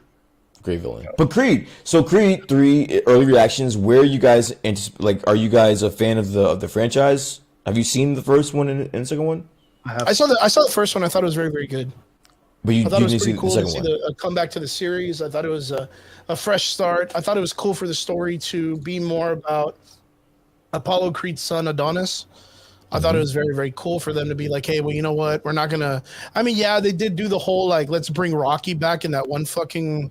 What is it? Where they brought Sylvester Stallone? Was that the first one? They brought him Yeah. back in both of them. That was a great In one, both too, of them. right? I say in both. Yeah, he's in both. Yeah. No, but they actually did it to where like Rocky came back to fight. Oh, you're As talking an about old- 6. Yeah, Oh, that was the last Rocky movie. Yeah, that was And the I was actual kind of last like, Rocky I movie. thought that was way too much, bro. Like I was well, like, that okay. predates That's why I'm Creed saying, anyway. like when the idea of Creed came out, and it was about Apollo's son, and Rocky's training him, I was like, yo, this is a fucking anime, dude. Like this is straight up like the storyline of an anime, where like one of your biggest rival, Piccolo, literally is training Gohan. Like, you know what I mean? Like it was great, and I mean, as a matter of fact, Michael B. Jordan, huge fan of anime, is always trying to implement some way like to instill some type of anime into his film, and I thought that was really cool idea to rejuvenate a franchise. Yeah, That's really what it was, and it was. Dude, it was he's good. even I mean, bringing like anime like aspects into Creed 3. You know, Are so I you thought that was guys- pretty cool. Are you guys fans of Michael B. Jordan's acting? Yes. I think he's good. Yeah, I mean, I haven't seen him. I mean, I guess it's just films that I've chosen to watch, but all the films I've seen him in, he's pretty solid. He's pretty solid. So Yeah. I mean, of course, like him as a villain, Killmonger was fucking fantastic. Fruitvale Station was phenomenal as well. But the only issue for Mr. Michael B. Jordan, I understand this is his movie, but he's got to stand across from that bad man, Motherfucker. that motherfucker Kang, his motherfucking self, Jonathan Majors, Jonathan bro. Majors, man. Fucking stacked like a fucking pile. bro. Like That would be the only thing that I would kind of worry about it is that Jonathan Majors is, I mean, phenomenal shape, superior in just Acting. actor and everything. But yeah, his acting. He's a better actor. Yeah, He's I was gonna say just like superior altogether. Like this is supposed to be a Michael B. Jordan film where he's directing it as well. oh yeah, Fantastic Four. It's his directorial debut. And he has to act across from one of the hottest actors right now. Hollywood right now, yeah. It's crazy. I mean, that's the thing. Like, that's the only thing I would feel would be the downfall is if Jonathan Majors outacted everybody in this film. I think he Be will. hard. Yeah, I think he will. Michael B. Honestly, Jordan, listen, like I would have love to say Tessa Thompson would probably be like the his next closest. like, really His closest. big, You're right. Michael B. Jordan. I love Michael B. Jordan. I love him in all his movies, but he's not even on the same. In my perspective, Not the same level. I don't think he's on the same level as Jonathan Majors, but Tessa Thompson is though. So I can see that being like neck and neck in this movie. But that's meaning that's even if Tessa Thompson gets that type of showtime. Oh, Sure. she will. You know what I mean? Maybe She will. The reason that I say that is because I've been watching interviews and stuff like that, and like And she's in there? yeah, and she's front and center. Yeah. Okay. So because it's not just you like this movie is very family oriented, right? So you have like Jonathan Majors playing Damien, like his like childhood friend and stuff like that, like his brother and everything like that. That's locked up. Then you have his new family, right? Tessa Thompson, his daughter, little girl who's like partially deaf, teaching her how to fight. Tessa Thompson's now successful in music, and he's like retired from boxing and stuff like that. It's all family oriented. So like, I mean, obviously her being, the wife of Adonis, she's going to be front and center in all of this. Yeah. She's probably going to take over for like the Rocky pep talk, aspect of like his fighting. Probably. Yeah. I kind of hope that they really give him the opportunity to not just be a villain. Like I hope they. No, make him I like a definitely, relatable character. I definitely feel like there is going to be a lot drawn out. Watch his interviews. Like that was one of the things that Jonathan Majors and Michael B. Jordan were trying not to do. They were trying to make him the most relatable villain. Yeah, because of the fact that the story. I mean, because it's kind of like a cut and paste kind of thing, right? Yeah. A guy gets out of prison, doesn't like the other guy, wants to he's take mad, everything he's worked for, right? Yeah. But it doesn't sound like it's too far fetched from any boxing, Rocky, MMA, Karate Kid, fucking Quest, blood sport kind of film, right? I mean, this is almost like fucking Warrior. To take the character that is opposite of the main guy, the protagonist and antagonist or whatever, and you take him, but you make it to where like you understand it, like you're like, you know what, like. Maybe it wasn't his fault that he got locked up or that the bad thing Dude, and I happened was to him. just saying that. Fucking Jeremy said it, dude. It was like, this is I hope Warrior. So. I really hope so, man. Warrior was a fucking great movie. Low key. That is a low key great movie, bro. Cult You classic. know what? That was right on the cusp of Never Back Down. And Never Back Down was like the bigger name where Warrior did not do the fucking Karate Kid story over again. Yeah. Never Back Down just did Karate Kid and MMA. Yeah. Yo, But like Warrior made a completely fucking banger of a movie, dude. When Warrior introduced the alcoholic father, I'm like, oh shit, they're actually trying to write a movie here. Yeah, they're trying to write a story here. Like, Dude, they're trying to write a story here, bro. I cried at least 4 times in that movie. And then you Really? fucking watch it. Oh, yeah, And then you dude. look at it and you're like, I was just excited. Like there was like an adrenaline pump the whole movie. Like that. It was just because like of the way that they wrote the story for you to understand that even though Tom Hardy's character is the more aggressive, the more mean. yo, the he more, was like, intense, mean, bro. the more intense character. he's not a villain. Like he's not a villain. That's why it's great, yo. It's like a fucking masterpiece. A perspective, like depending on your perspective. That was also the crazy thing because there wasn't a bad guy. Like there was no true bad guy. There was no true bad guy motives. It was like, I'm doing this for my family. Okay, well, I'm doing this to give to another family.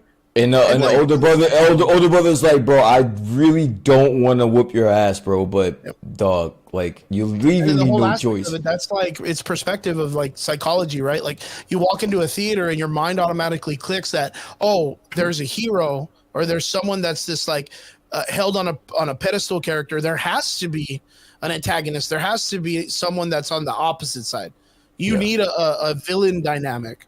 But then when you make it to where even like the concept of Thanos, like you end up making it to where you're kind of like, oh shit, like he wanted to actually fucking feed the world and save everybody. I mean, is it all that bad? You know what I mean? Like it's just so crazy.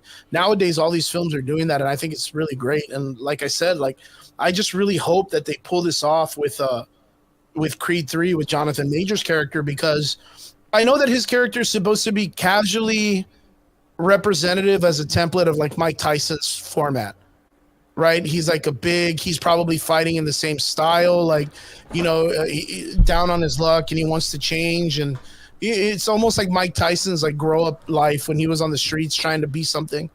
And I just hope that they don't go with like the crazy part of Mike Tyson. But like right now, Mike Tyson having such a hard life, everybody loves him right now. They love the shit out of him. You don't want anything to happen to him. You know what I mean? He's like the fucking, you know, save Mike Tyson. Everybody protect him. He loves doves or whatever, or pigeons or whatever the fuck he does. No kidding. Like, I just hope that they find a way to make it to where like Jonathan Majors' character is not just a straight up villain, and at the end, like he gets his marks and he's able to kind of like, you know, do something good.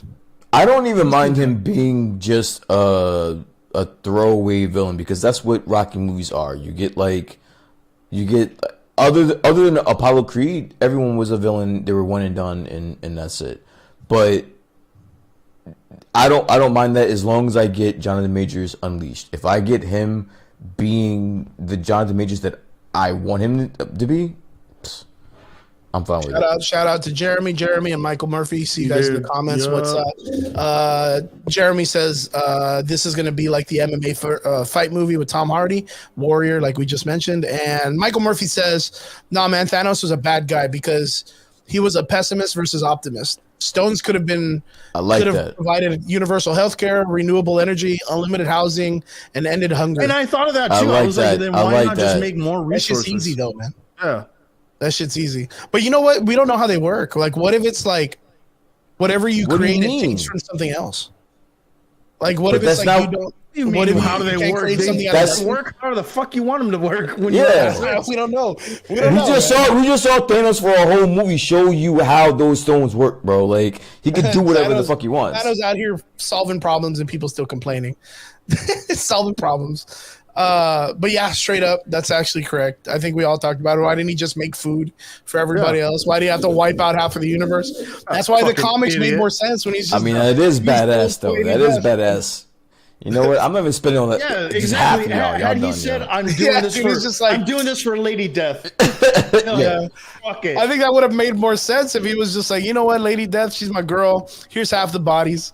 Yeah. And then he turned it into a fucking Texas lottery system, and he's like, hey, you either get a meteorite in your backyard or you don't, man. So you get a blip. You get a blip. Yeah, but I'm really excited. So when are we looking for the release date for Creed 3? March 1st. March 1st. Are you guys going to go check it out? I will. Yeah. I'll most definitely, guys. Good. So you guys make sure you go check it out March 1st. Don't forget. Creed 3, early reviews, 10 out of 10. Now on to some regular nerd news. So guys, onwards into the comic book talks. So have you guys heard that apparently they've got a new character or a new actor they're going to be bringing into a Marvel film that everybody's really hyped about? Did you hear about this? No, tell me who, sir? Apparently, they've locked down Steve Yeun for the Thunderbolts. We're talking about Glenn himself, Denthead, Negan's T-ball stand, from The Walking Mr. Dead. Invincible Glenn. himself. Mr. Invincible himself, Steven Yeun comes. Which a new season is coming out very soon. I cannot fucking wait. Oh, dude, I'm so excited. Super excited. Hey, they're even talking about doing a live action of Invincible. I don't need that. No, see, you're doing too much. I don't need that. It's not even I don't need that. It's in production. I don't need that, bro. Too much or what? You can't read what I saw last season with just the subway fight alone. Can't do that. You cannot recreate that, bro. There's just no fucking way. Homelander's like, hold my beer. Homelander's like, and then you have that. You have that in Homelander already, so you don't need a fucking. You don't. Need Homelander would do that shit butt ass naked too, man. Like that's the boys for you. Drinking. I know what you mean. I know exactly what you mean. It'd be a little bit rough. What do you guys think, man? Steven Yeun and the Thunderbolts. What do you guys think? That's that to me. That's nuts. But what does that mean? Like, I mean, I love the actor. I love Glenn. Yeah. But do I need him? Is that the reason why I'm gonna go see the Thunderbolts? No. No. Is it cool? Is it cool? Yeah, it is pretty cool. Who do you guys think he'd be? That's always the crazy one. Because I mean, this goes off of the idea of like how many Asian characters do we see in the Thunderbolts? So I was thinking that, but what if they're race bending? You can't say, what Asian character or associated with the Thunderbolts. They can just make him. That's always you want to kind of break down like where it would they could just make him. They could just make him any character associated with the Thunderbolts. They race bend and sex. Gender bend. Gender bend. They do whatever the fuck they want. So I think it could be anybody. It could be anybody. As a matter of fact. So tell me. What have you heard? Is. There it is. Oh, this is wild for me because I didn't even know how to explain this earlier. I was like, really? That's weird. That Steven Yeun's character is more than likely going to be the Sentry.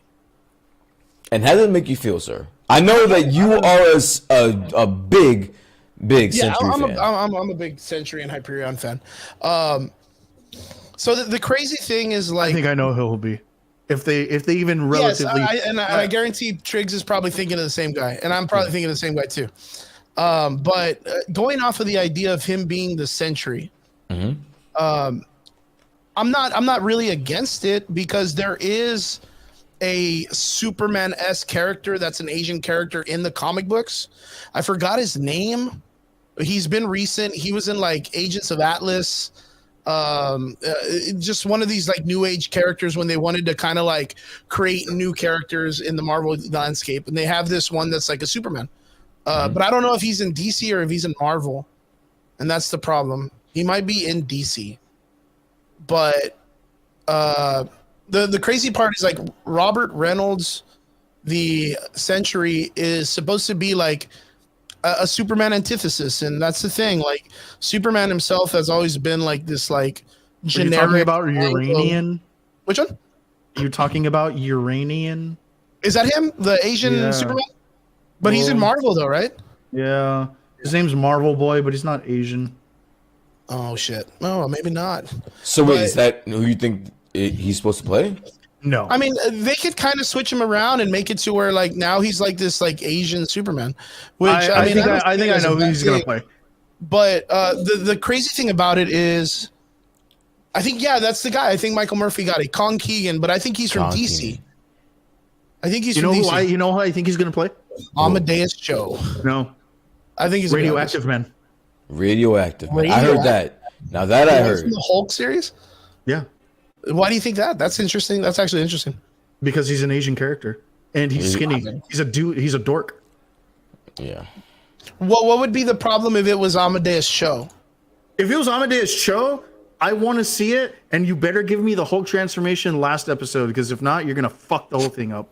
All right, listen. Let me ask you guys a question before we start derailing, because I can just feel it right now. You guys are gonna start derailing. Yeah, you already feel the nerd. Do you? Not. No, it's not even that. Sticking to topic. Yeah. The Thunderbolts, right? You have what? 7 characters. Yeah, Well, main that's the thing. characters. You actually have different iterations of the Thunderbolts. Yeah, the Suicide Squad practically. There were like the Ross Thunderbolts, and then you had the Hammer Thunderbolts, and then you had Baron Zemo's different variations of the Thunderbolts. Then you had Norman Osborn's Thunderbolts. So Stephen Yeun being involved in the Thunderbolts, I'm failing to see why this is big news, because I don't see him be. I mean, unless he is going to be someone that big, I don't. I can't get totally invested in this. Yeah, that's the thing is like I don't. Okay, so Amadeus Cho had been slightly remarked about in Age of Ultron. His sister was the person that made the Ultron body for or the Vision body, the Asian girl, right? Body. Yeah. And Amadeus Cho is a big character in the Marvel universe in the sense that like he's one of Bruce Banner's closest friends, one of the smartest people on the planet. You would bring him in if you were bringing someone that was working on something like the new Captain America Secret Serum. Okay. Like he would be the guy because he deals very well with the Hulk. And we know we're getting a Thunderbolt Ross, and apparently we're getting the Red Hulk in this film. So having someone like Amadeus Cho helping the Red Hulk and helping the program, doing that, and then building the Century Serum, like you can kind of see where Amadeus Cho would be a really good candidate to have him be at least front and center as the scientist that's making all of this stuff. Mm-hmm. I mean, that would be a great introduction, and then later on we can have the idea of having the young, super totally awesome Hulk, the Amadeus Cho Hulk, coming out later in the Young Avengers, which is what they're prominently trying to make right now, or in the Champions series, whatever they choose to go with. Having him be the Sentry is kind of like a long shot, because like I said, those type of characters have always been like your very, very generic like Anglo superhero from like back in the day, 6 foot fucking white dudes that are just like built like linebackers, like that's just the way they've always been. Yeah. Can they change it? Yes. But like I kind of feel like it would be a cheap kind of like cop out just to rename him the Sentry, to where there's a bunch of characters you can literally have him come in and actually be a prominent member in the Marvel universe. Amadeus Cho is a big character, and he correlates with a lot of different characters. So like, and you're bringing in someone like Steven Yeun, which is, he's not a bad actor. So do you want him as a one-time person, or do you want him someone that's going to be returning and coming back? I think it's very early. I think it's his name, start dude, thinking about who you're going to bring him in as, because he could come in as any character. So I'm gonna put my name in the hat for Radioactive Man, because that is a cool call, though. Because when you have big names, they bring more light to that particular character. Like, who the fuck gave a fuck about Peacemaker before John Cena? Nobody. Yeah. True. Or even what's his fucking same thing with Bloodsport. Yeah, same thing with Bloodsport. No one fucking cared about that guy. True that until you brought him in the Suicide Squad movie. Yeah. True that. Yeah, Radioactive Man. I mean, I don't know how it would be if they brought him in as like just like a random superhero or a supervillain, just to throw him in, because there's already a lot of fucking super people in it. I mean, casual super people, because it's just the Thunderbolts, and that's because we haven't even got the. They're bringing in Baron Zemo, right? Baron Zemo hasn't even been featured. You still have Valentina, so you still have fucking Julia Louis-Dreyfus, whatever the fuck her name is, bro. Yeah. You have her still in the movie. It's a lot of people in this. There's a lot of motherfuckers in this one. Like, and so now you say Steven Yeun. I mean, unless he's gonna be a huge character, dude, and you see that in the previews. I wonder if what's his face from Wakanda Forever is gonna be there. Fucking Agent Ross or whatever his name is. Oh, Agent Ross. Well, he just got he got cleared. Yeah. I think he's gonna end up being in the Midnight Angels show. I think that whatever doesn't get resolved in this movie will be in the Captain America movie. Those two movies are going to be closely linked. Those are going to be like our Earthbound movies. It's gonna be Thunderbolts and Captain America 4. And I kind of feel we need them right now, man. Yeah, we need those. I think we need to get out of that cosmic quantum vibe and bring it right back down to the streets. What I've been hearing, dude, what I've been hearing about, and what I'm pretty sure you guys have been hearing about, fucking Captain America 4, it's insane, dude. Like, I haven't heard anything. Apparently, Anthony Mackie says he's bringing the dump truck. You know, he says that, yeah, dude. He says that he's caked up like a bakery up in Captain America 4. Is he bulking up or what? I don't know, but he said that he's filling out that suit something fierce. I just know from the rumors that have been out there is that they're throwing a lot of things around to kind of introduce in Captain America 4. What have you heard? I kind of want to know.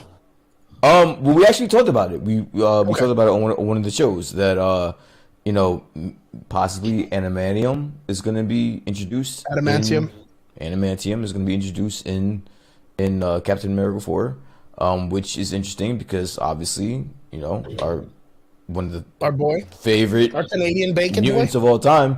Yeah, exactly. So that's interesting. So if that happens, then for me personally, that's a win. I'll take that as a win.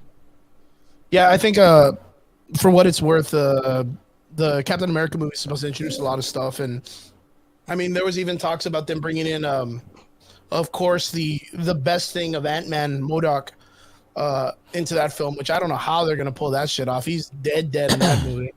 Like he was just, I don't even know. He doesn't even get out of the quantum realm. There's so much of that movie that I leave questioned, man. So much of that movie that I leave questioned. But he's but yeah, Steven Yeun coming out of the Thunderbolts is very, very interesting. I just heard that the other day, and it's been confirmed. So, like I said, a lot of things have been kind of theorized all over the place, including the fact that he might be the Sentry, which is probably the major theory that's coming around, that the Sentry is even going to be in the Thunderbolts film. I don't know. I'm kind of excited to see what they're going to do, man. I mean, even if they don't bring in the Sentry and it being based off of Wakanda Forever, even them having to fight off Namor would be more than enough. You know what I mean? If they don't end up doing the Sentry and then having Namor come and fight the Thunderbolts, like that would be pretty fun to watch. Because you almost the same power strength. You already have him established. He can fly. He's strong. I mean, yeah, he doesn't do fucking laser beams and shit like that, but yeah, it's not too bad of an idea if they end up sticking with Namor. I know the Sentry thing's kind of been thrown along, but we have not gotten any confirmation that there's any type of Sentry. All we know is the Thunderbolts are supposed to be going in to Wakanda. They're going to try to steal some vibranium or whatnot, and yeah, that's pretty much what I've heard about this film. I think it's pretty cool that they're going to bring in a heavy hitter like Steven Yeun. I like him as an actor. Can't wait to see how they're going to use him, and can't wait to see what they're going to do with the Thunderbolts. My God, that's probably the most anticipated movie for myself. Dude, my Mr. Murphy hitting us with some truth nuggies here, dude.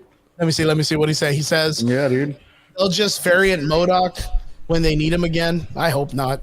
I really hope not. I hate the idea of multiverse and time travel and all that shit when it comes to story writing. I think it's one of the cheapest ways for them to do stories, just because that there's time travel and variants, that everybody's safe and everyone's easy to replace. That whole variant ship is such a deus ex machina. Yep. Need a new Black Panther variant. Want to Reed Richards variant. Want to use Daredevil from the TV show. Oh, I just heard about that too. That fucking Ben Affleck's going to be coming back to reprise Daredevil. Dude. I mean, dude, he's in a fucking Baskin Robbins commercial. This dude's looking for work right now, dude. Yeah, Dunkin' Donuts. And dude, I feel so bad for him too, dude. It's funny. He's a funny guy. Right. I mean, fucking. Speaking of someone who caked up, dude, that guy bulked up to do Batman, and they just fucking loaded on him. Dude, poor guy, dude. Dude, poor fucking guy. Dude, and that's the thing, man. Like they're talking about bringing Nicolas Cage back. There's so many fucking stupid rumors right now. Ant-Man and the Quantumania really let me down with the idea of like, do you remember all the hype around that probability part in the trailers where we thought we were going to see a bunch of different variables of that Ant-Man? Yeah. Do you remember that shit?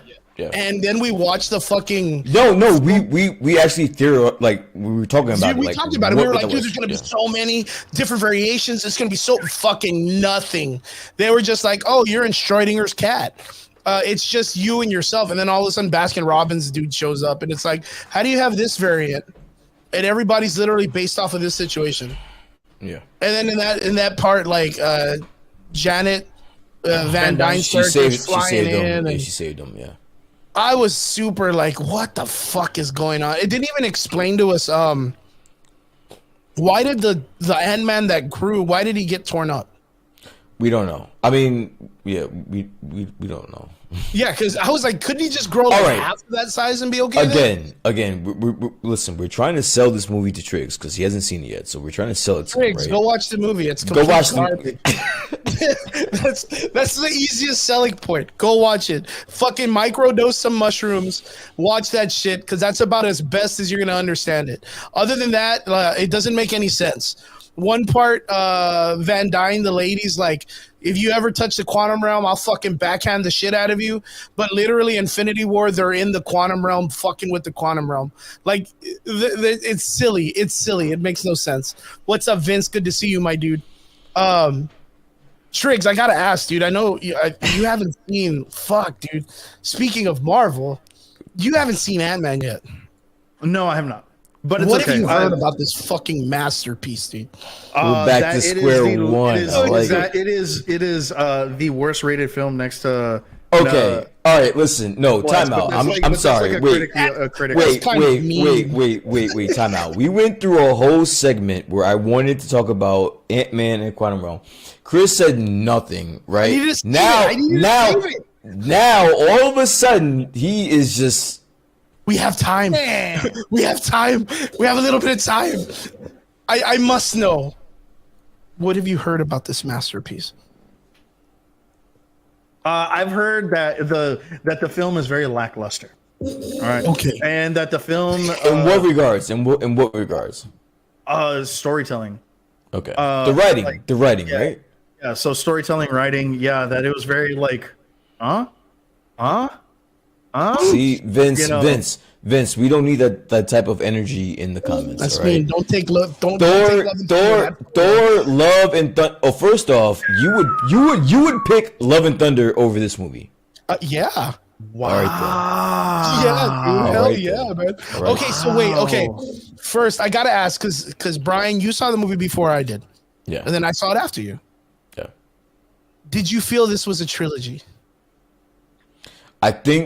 I feel this was the best of the trilogy. What? This you don't remember movie, Ant-Man 1? This movie was better than. Listen, this movie is better than Ant-Man 1. Is better than Ant-Man 2. 1,000%. Well, Ant-Man 2, I agree. I didn't think Ant-Man 2 was all. It's better than both of them. Why? Listen. I know that our metabolism for comic book movies are running fast. It's high. We just intake. But don't if Michael Murphy just fucking schooled you on some science, dog. I don't even know. I gotta read it. Give me a minute. Dude, if you want to break it to the trilogy, this is the better movie of the trilogy, hands down. Not even close. Okay, so Michael Murphy says, well, first off, Vince asks Ant-Man 3 or Thor: Love and Thunder. That's a good question because both of them sit around the same. I don't think you're asking me that, but you know where I'm at, bro. So. Okay. Michael Murphy this says homeostasis. The suit-wearing homies all reach equilibrium to their environment. He didn't just hop into the quantum realm and then go giant man. All of their bodies reached homeostasis from the quantum scale. Yeah, because it was a natural way that they were pulled in. So it wasn't them needing to use some type of mechanism to shrink down and bigger. They didn't change their mass. Their mass changed because of the portal itself. But I don't think that's the issue. I think the issue was how that was explained. Like, why did it happen? Like, why was there no repercussions? No repercussions or whatever. And this is why Michael Murphy makes six figures, man. Shit. Well, I mean, that's not I understand that Michael Murphy is a smart guy, Yeah. But Marvel, it just wasn't explained. No, we get that. Yeah, we get that. We just it just wasn't. It wasn't flushed out.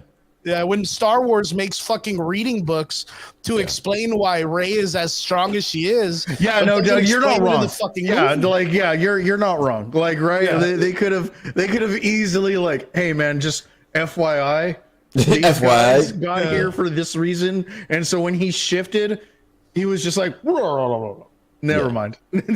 Yeah, I mean, there's a lot of things they could have done. Why is it that nanotechnology is so easily available? Why is it that because it's Tony Stark? It's supposed to be. You know what? I'm super disappointed with how much nanotech is used in helmets. Like, what's your issue with nanotech in the MCU? I've noticed this. I've noticed this anymore. No one has a helmet. Like, everything just disappears, reappears. Like, come on, man. Like, it's got to be like there's got to be something structure. Literally, Wakanda Forever. Shuri grabs the helmet and looks at it, and there's so much like, I don't know, life in that compared to it just going bloop, bloop, bloop, bloop, bloop, bloop, like a light. I don't know, man. That was kind of cheese to me. That was really cheese. It's like you don't got to answer for it.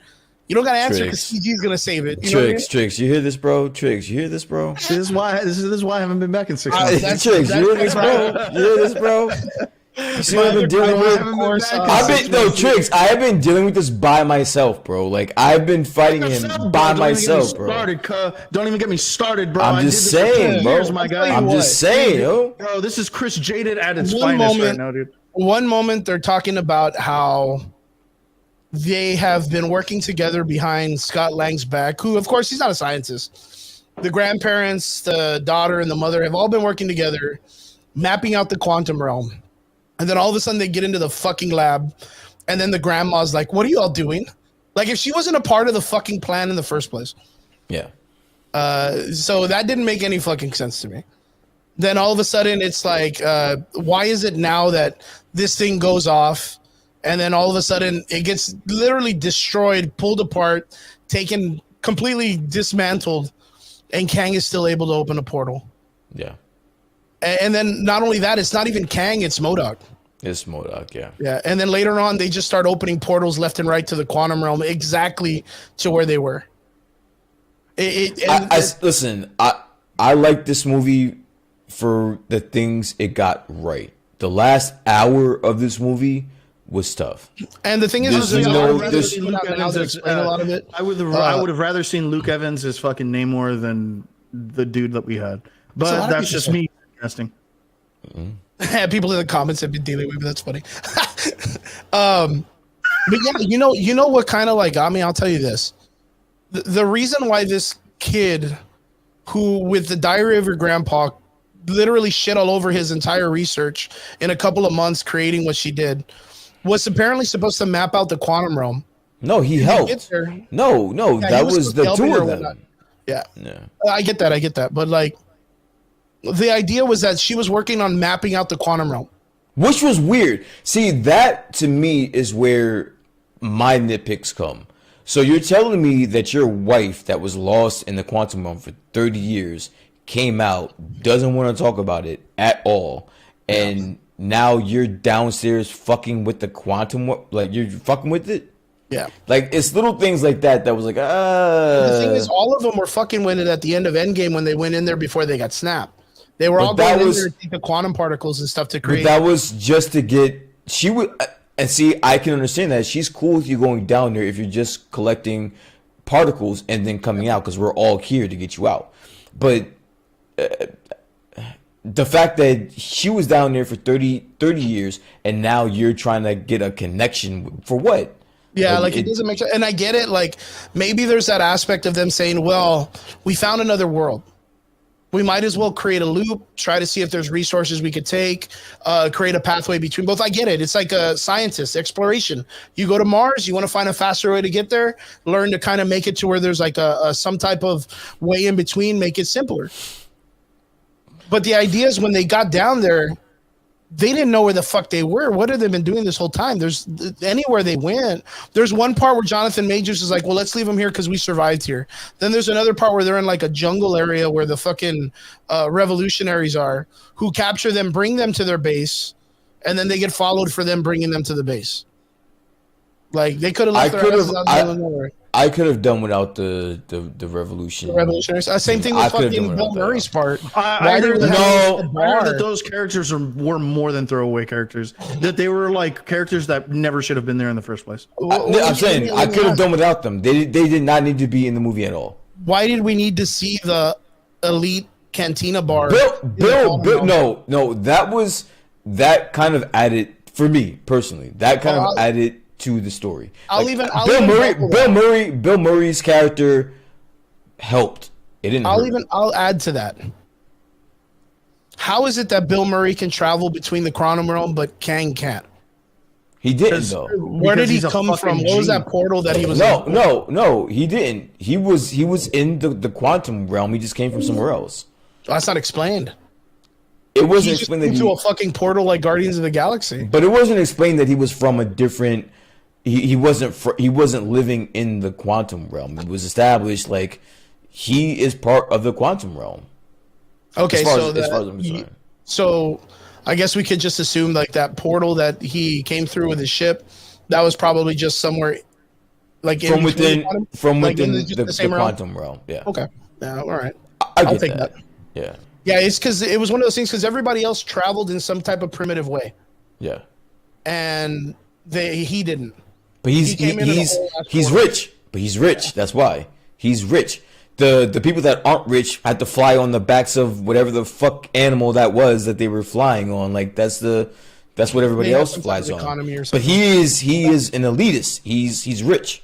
So yeah, I'm gonna portal to where I go. Kang uses portals too, right? In the quantum realm. I think so. Isn't that how he leaves fucking Ant-Man and them in the desert or some shit? Yeah, sure. You're right. Yeah, because I was trying. Yeah, I guess there was just a lot of stuff, man. And then the fucking. I remember when the ants get lost in the fucking portal when they get sucked through. I was like, wow, this is foreshadowing. Like it was, and they were the MVPs of the movie. Oh yeah, they fucking. We know how to beat Kang the Conqueror now. Just bring a bunch of ants, make them bigger, and just let them fucking beat the shit out of them. Yeah, so I'm gonna let you know, Trix. There's one thing that I didn't know from the leaks is the ants grow at a faster rate in the quantum realm. So that's some like weird quantum displacement shit. Whatever it is, basically. Yeah, it's very weird because like at the very beginning, we all know that all these people get sucked into the quantum realm. Yeah. And for some reason, like right at the very start of the movie, like right when they introduce Hank Pym, he just happens to own a bunch of hyper intelligent. He likes ants. He says, "I like ants." That just have cybernetic parts for no fucking reason. Well, they kind of did that a little bit in 2, like when all of his. It was foreshadowing. Like he likes ants. Like that's not a big far stretch now that I think about it. Well, then really weird. They all get sucked in the quantum realm, and apparently, like I think they got sucked, and they didn't make it as small. I think they just stayed bigger than what the humans did. They just stayed just a little bit larger in size, but they end up getting Michael displaced. Murphy, dude. They end up getting displaced like 10,000 years into the future or some shit. Sick. And they make like a whole civilization of ants that are like the future. Like it's the future. And apparently communism is fantastic. See, there you go. Sold. Now I have to see this movie. Yeah, you know that shit's going to China. Yeah, you know Ant-Man's gonna do good in China. 10 out of 10. Oh, communism good. Like fucking thumbs up and shit for no reason. Well, that's like fascism over there, but yeah. But like, yeah, apparently, like, I guess the farther into the future are, the more ass you can whoop. Because, like, Kang had, like, no answer, dude, for a bunch of ants that were still biting him and shit. They beat the shit out of him for no reason, man. They beat the living shit out of him. And they weren't even using laser beams. They weren't using anything from the future. They were just, like, teeth and balls, bro. Like, that's all it was. It's just teeth and balls. Once they grabbed his ass, they were like, let's get it. And they tore his ass up. It was crazy, dude. Let me see. Vince asks, which Ant-Man suit was better in the MCU? Ant-Man from the first, second, or third movie? Nah, the nanotech one from this one is his best suit. Yeah. I kind of like. I'm gonna have to see War. it. That way I can give like a genuine answer. I'd have to see the current one because if it's a nanotech one, I'm gonna fuck with it. Really this is strictly nanotech. This is like all over the place. Straight pressing up some on your chest, and it's nanotech just growing on you. It's awesome. Michael Murphy says, I think they messed up versus Star Trek because the animals Star Trek utilized in Quantum small size are microbes and shit like tardigrades. Marvel should have used microbe mans and shit. Like someone explain that to me. So you know how like the smaller an organism get, the smaller an organism gets, like the more microbial it looks. Yes. Yeah. He's saying that the mounts that they should have used in the quantum realm should have been more microbial looking instead like of organisms like and shit. Yeah. Oh, like the ants. Scientific shit. Yeah. Like the ants that were in the movie. Okay. Yeah. You know what? It was almost like the way that the buildings were like animals. Do you remember in the Ant-Man film? Yeah. The way that I get what you're saying. Is that a fucking animal building? Is that moving? And they're like, yeah, it's a thing. Yeah. Man, yeah, that was pretty cool. I thought that was pretty cool. I don't see the gravitas of Kang the Conqueror yet. I think I'm probably going to need another bigger film that's going to actually put him in the mark because this Kang literally claims that he took out the Avenger with the hammer, but got tanked by a bunch of revolutionaries and ants. Dude, well, to be fair, Thanos has killed an entire universe and got tanked by a bunch of squirrels. So yeah, but that's a write-off for Squirrel Girl. Don't even bring that shit in. No, here, dude. No, Don't even bring Squirrel Girl in. How did you guys feel? Wait. How did you guys feel as comic book connoisseurs? Yeah. That Thanos got brought down by Squirrel Girl. Because it was a fucking slap in the face, dude. In my research, because I wasn't around for that. In my research over the years, I was just slap in the face. What about the Thanos copter? I thought that was the most weirdest shit I've ever fucking saw in my life. Yeah, it was. It was 100%. 100%. Thanos is a fucking beast. To me, it's the Thanos copter. To me, I thought that was like the dumbest. No, but that's nostalgia. That's like kind of cool though. But you have to line that up with like Doctor Doom in the 1970s comic. With him, his fat ass, and a little small ass helicopter. Like I get that. That's why his bitch ass got taken out by a fucking bunch of squirrels. Back in the day comics, dude. Yeah, dude, and that's why his bitch ass gets taken out by fucking squirrels, bro. Someone has like a trumpet that's like, oh, no one plays this trumpet. Dr. Doom plays it and says, no one tells me what to do. I'm Dr. Doom. And you're like, oh, what an asshole. Like, you just read that shit, right? I don't know. It might just be the sauce talking. I'm just saying, dude. That's why his bitch ass gets it, dude. How do you have a he has a tailor fit helicopter? How does that even happen? Like, how do you have a tailor fit? Dude. Someone had to paint that bitch. You know what I mean? Like, he had to take that shit to an actual mechanic, and they had to paint that shit, and he had to call in the airwaves to make sure he recorded his fucking flight time too. This is Thanos Copter 101 Delta taking runway off. clear, Thanos. Go ahead and land. Yep, okay. Yep, runway clear. Yeah, I think the whole Squirrel Girl fucking beating the shit out of Thanos was just like, it was a niche for Squirrel Girl because she tanked the Avengers once like that too. And it was how though? Because they never explained it. Dude, just it's the same thing in fucking Suicide Squad. Fucking like she did. She did. Right. Ratcatcher's MVP. MVP. 1000%. Yeah. Bro, don't even get it started, dude. If you can control a bunch of micro organisms or small animals, you're the most powerful thing in the universe. That's it. Said and done. Did the Beyonder fucking tank the Beyonder? I mean, I know Squirrel Girl tanked Galactus. Thanos. She beat the shit out of Thanos and Galactus also. She beat how do you even make that work? It's Squirrel Girl. They never explained it. They just do it off camera. They do it off panel. She beats Galactus. She beat Galactus too, also in a comic. It's just what they do with her character, and she just stands on top of all these guys like after like. And you guys, wait. Yeah, I just did that. And you guys were buying these issues with your own hard-earned money. You have to imagine, and you have to remember, that's just one panel to like a 30-page comic. Like it's on the backside of like an episode where it's just like, hey, the Adventures of Squirrel Girl, because they don't want to make a real comic book of her. Like she's not selling comics, man. Like Squirrel Girl's not selling comics. Yeah, no. She's on like the last one of the pages of one comic. She unfortunately suffered from like what a lot of the younger team members did. Like America Chavez, Ironheart, Sam Alexander Nova. Like they just got rolled into teams. Okay. That's what has to happen. You want to keep them. You want to keep them alive. Cool. Throw them in a team. Throw them in a big event once in a while to keep them relevant, and then just keep doing what they're doing. Dude, fucking Michael Murphy, I can't believe you remember that shit. They had an episode where Kang steals like lemonade from a little girl in a park, and he's like, "Oh, conquering makes me thirsty," or whatever the fuck. Like, dude, they were wild, and dude, they were like Ezra Millers, just a bunch of them all in the days. Want to get knocked out? In the days, all these villains were like that, dude. The Beyonder was weird. I remember in Secret Wars 2, he ends up coming back to Earth, and he's like, "I want to be human," so he makes himself human, goes and hooks up with a stripper, and like it's the wildest like comic book ride ever. Secret Wars 2 was the weirdest shit. Not even because you have to remember there's 3 Secret Wars. There's the first one, which was the one that was for the toys. Yeah. 2 was the Return of the Beyonder when he wanted to understand humankind better, which understandable. And then the third one, which is the newer one that we're all comfortable with and that we hope that we get to see in live action.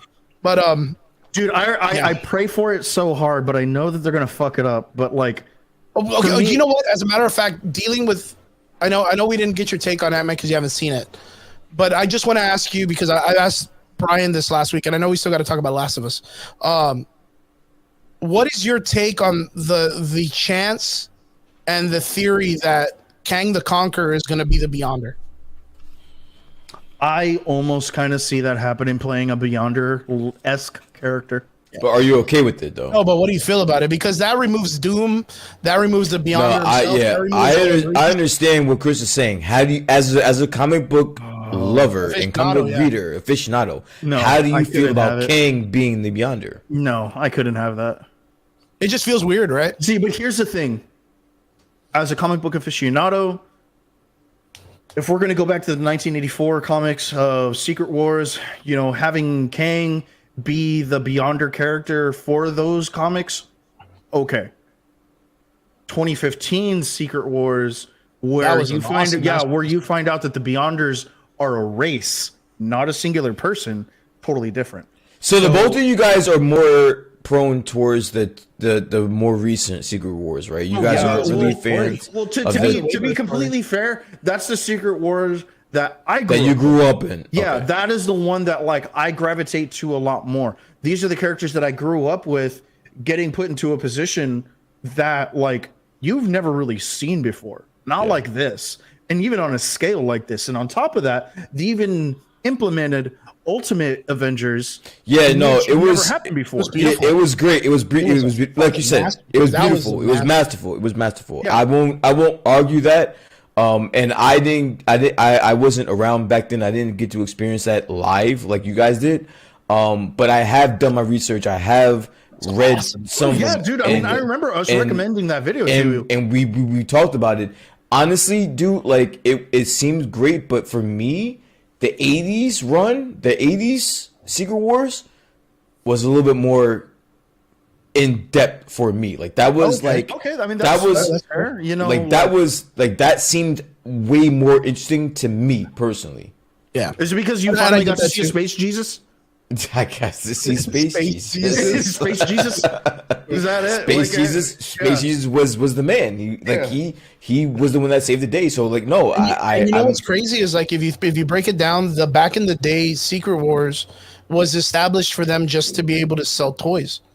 Where this one in 2015, it was established by Jason Aaron? Jason Aaron's run, right? Yeah.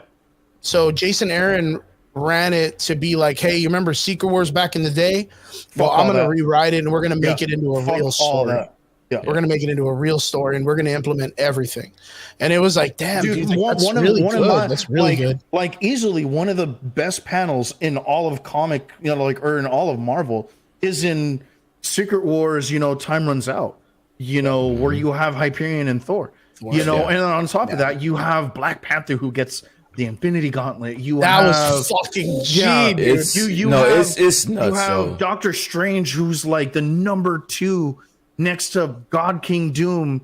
You have Reed Richards, who's like trying like his best to even like attempt to be, you know, a secret espionage secret agent, so man. Fucking good, dude. It's yeah, so dude. I mean, good. like I could It's not so get dumb good. Just enough. getting excited about it. Yeah, dude. I couldn't get enough of that story. My favorite scene was the Thing when he fucking walks away from the wall and he's like ginormous and all he's yelling is "Doom." For me, it was. Good, dude. Oh, for me, it's when Franklin is talking to him. It's right before that. He was like, "Look at what Doom has done to you. So why don't you rise and become what you really are?" And he just Thanos, Thanos went to go talk to the Thing. And then he sees fucking what's his face? No, it's Franklin who talks to him. It's who? It's Franklin who talks to Ben, and it's Franklin who gets Ben to stand up. No, it's Thanos.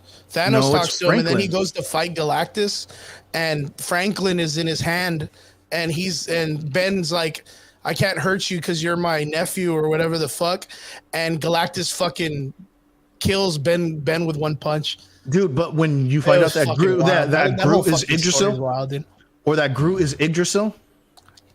Oh yeah, when Groot Yggdrasil, straight. That's absolutely correct. Okay, so whatever. Okay, so which I'm assuming I'm asking a question, which is I guess I already know. The version that we get coming up in a movie style, right? Yeah. You guys are the Hickman run, I guess, is what you're looking for, right? Yeah. Yeah, that's what I would go for. I think it was the more episodic, more cinematic storyline. But I'm a very strong believer that you can't have Secret Wars without a Doctor Doom. Oh yeah, for sure. That's my thing, and I'm not against like a Jonathan. I don't think. No, I mean, I don't honestly. The secret. I mean, from what I know from both Secret Wars, you can't have a lot of characters. Like all villains are involved, all superheroes are involved. I don't think you can have that and not have any of them in it. Personally, I'm having a hard time figuring how they're going to do a Secret Wars with what we have right now.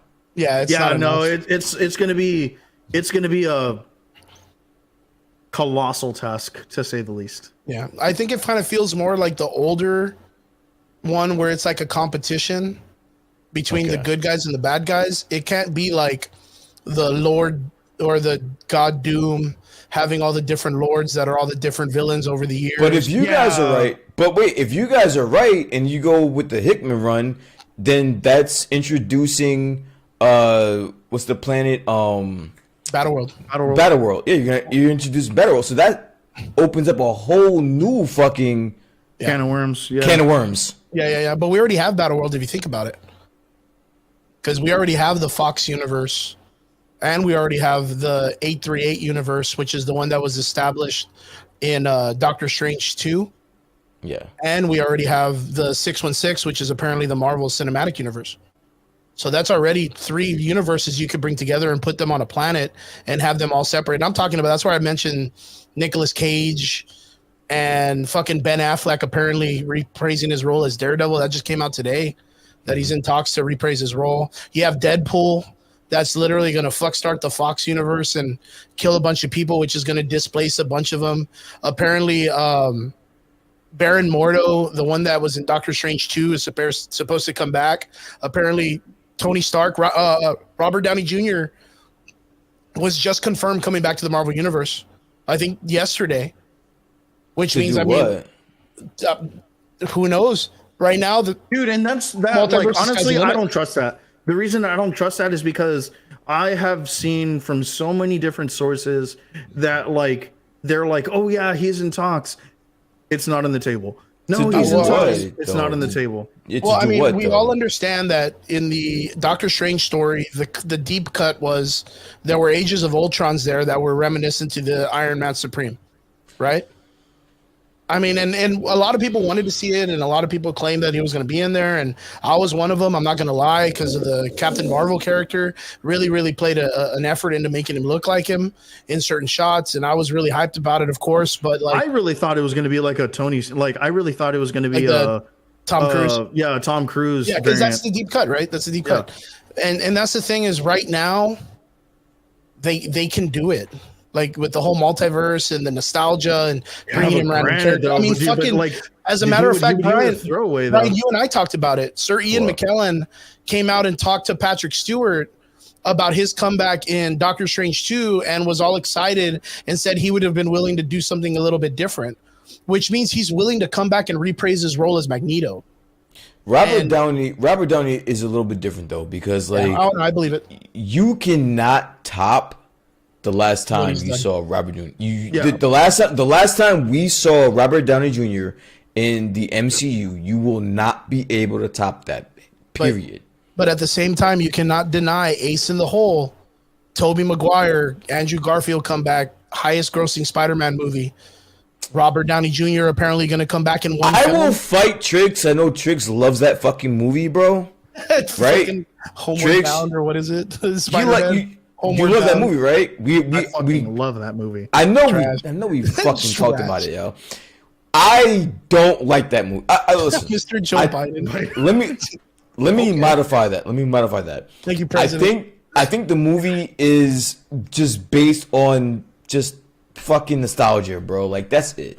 The writing is ass. The storyline is bullshit. Like, we're just living off of nostalgia for the movie, bro. Like, I don't get it. But that's Ace in the Hole, man. I don't get it. I don't get it. It's all nostalgia. But that's the thing. Like, Robert Downey Jr. has been done, and we know he's done, and he said he'd never come back. Same thing like Chris Evans. But the opportunity to have that Ace in the Hole, to be like, hey, guys, if you come back 9 minutes, 15 minutes, $42 million just to be in this movie, would you do it?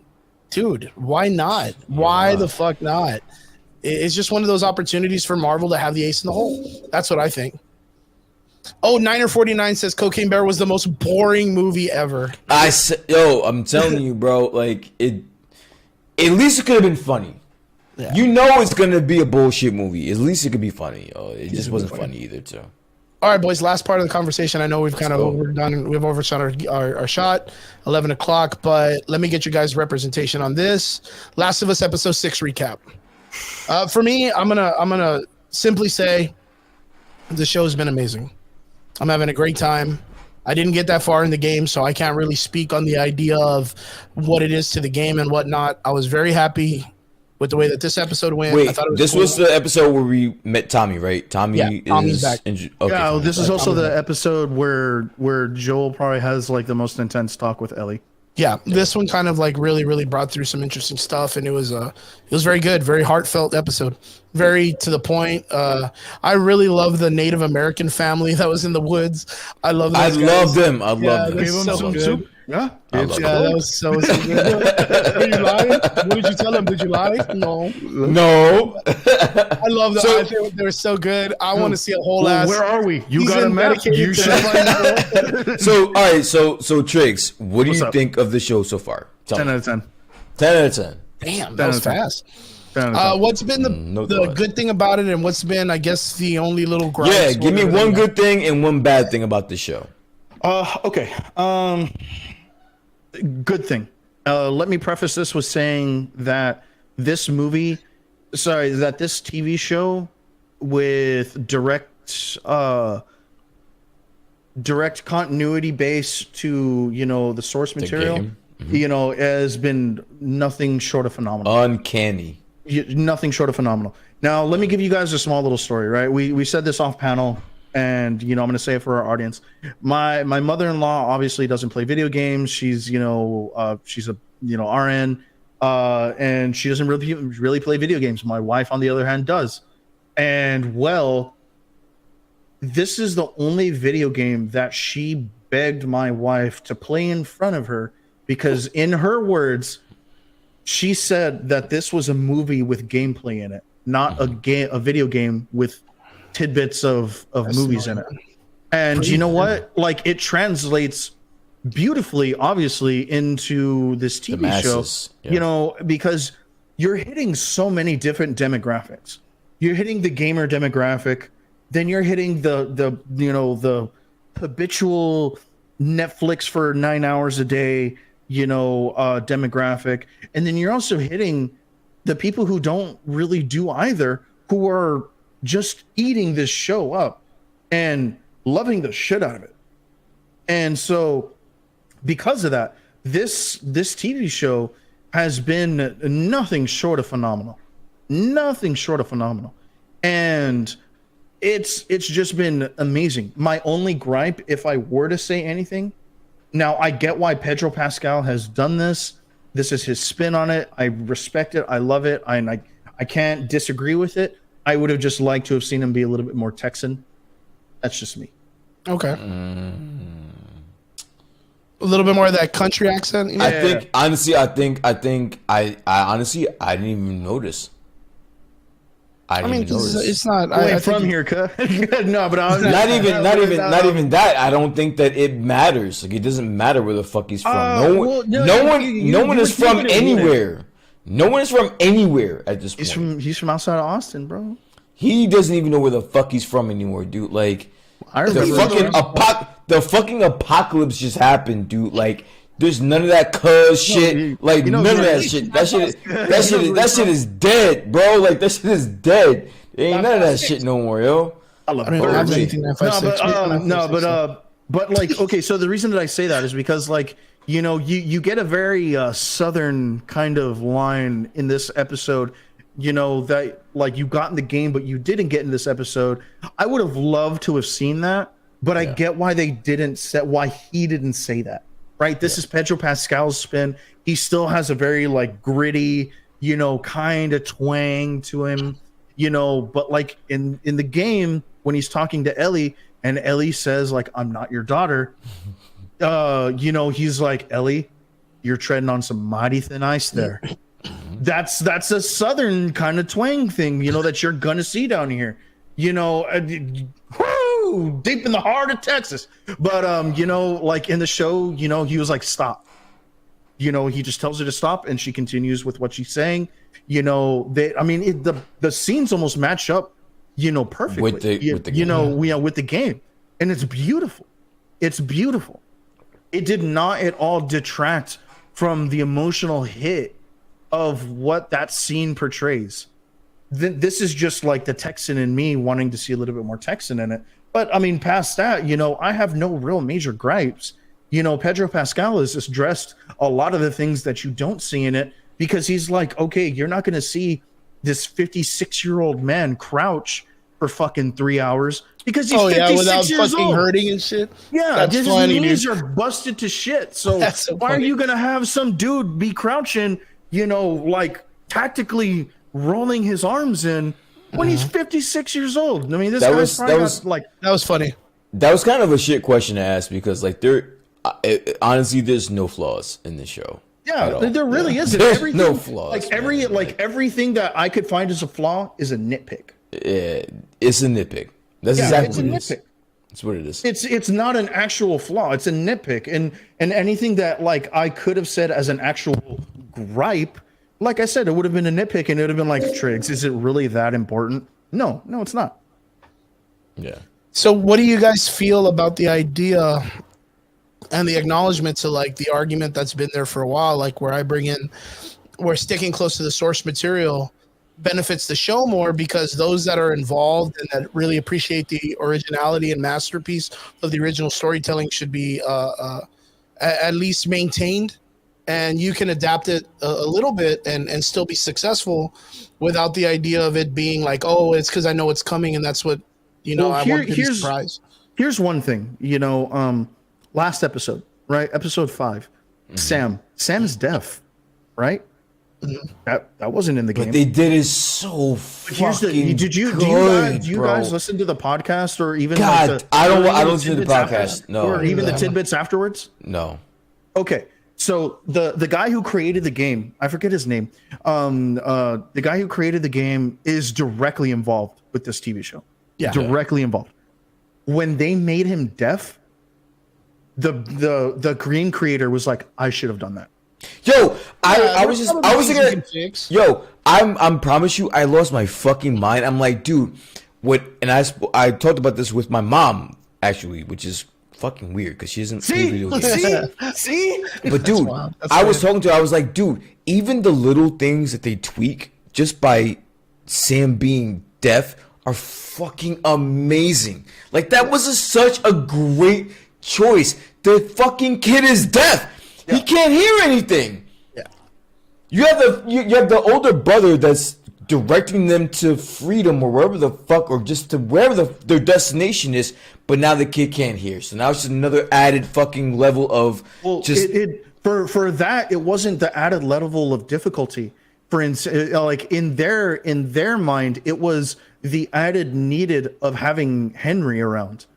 He needs Henry to survive. He's a kid, so exactly. He's a small child, so he needs someone around. We got that. That's the reason why they are fan favorites in the game, because they are a package deal. No matter what, even in the game when they left us in the shootout, which I remember to this day. Beautiful. We had a shootout. They left us. We got pissed, but then they ended up saving us in the end, right? So because of that, they were a package deal. He needed him. They both needed each other, right? But in this instance, he is just a handicap to the world. Like he can't hear, dude. Like, yeah. How do you sympathize? How more can you sympathize with an adolescent in the apocalypse growing up, besides giving him a fucking disability? Yeah, that's pretty much what it is. That's crazy, yo.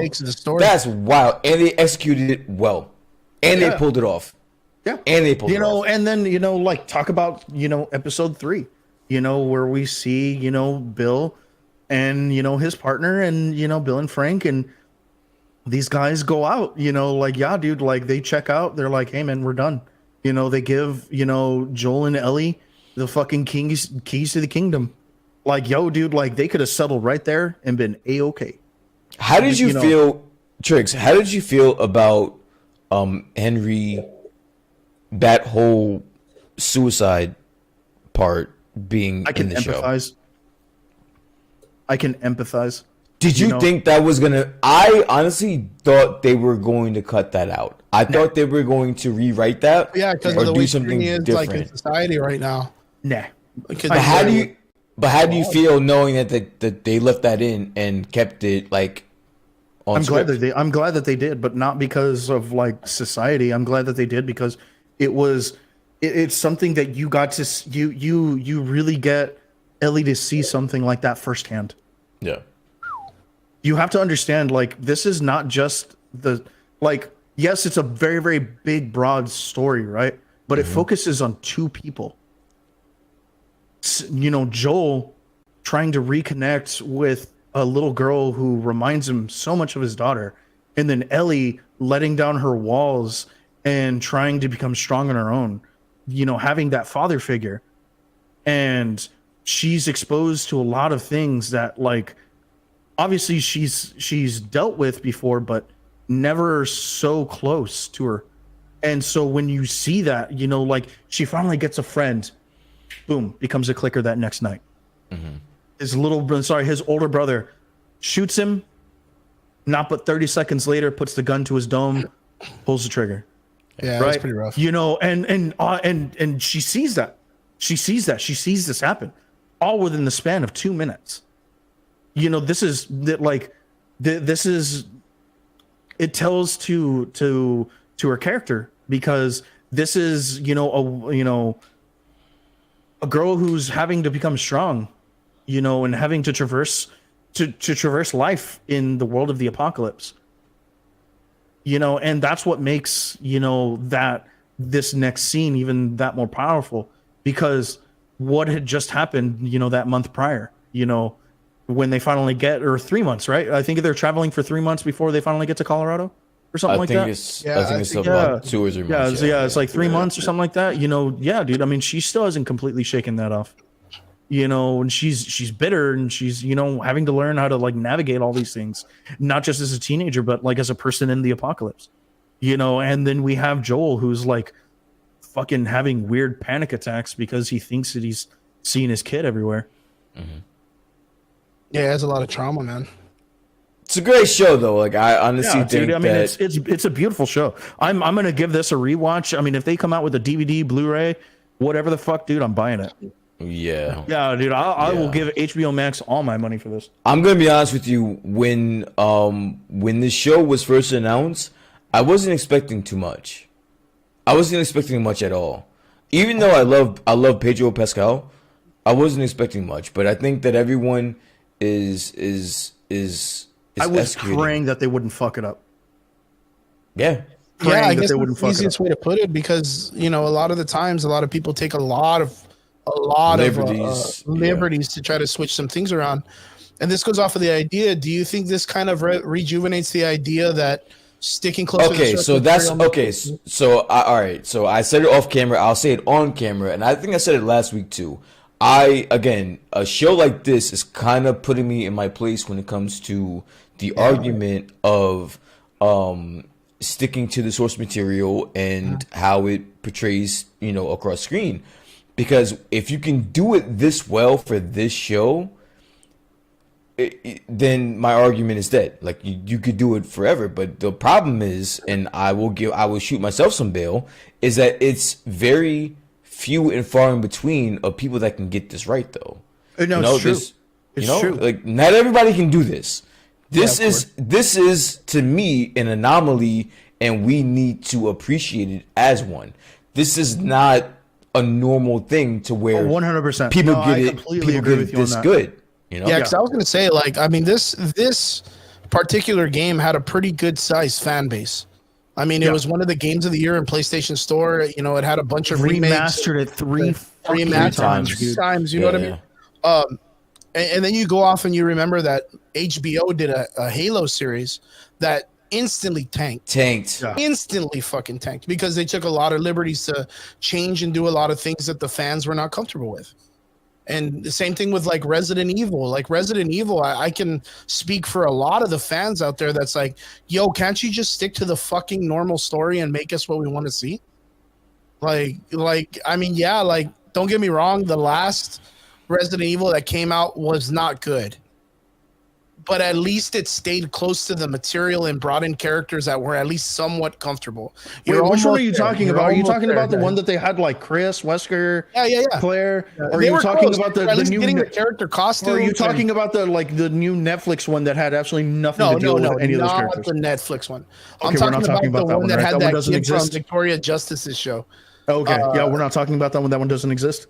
Yeah, that one, like, at least it kind of got the character design semi-right. Yeah, dude, 100%. I just don't like that they made Leon a huge pussy.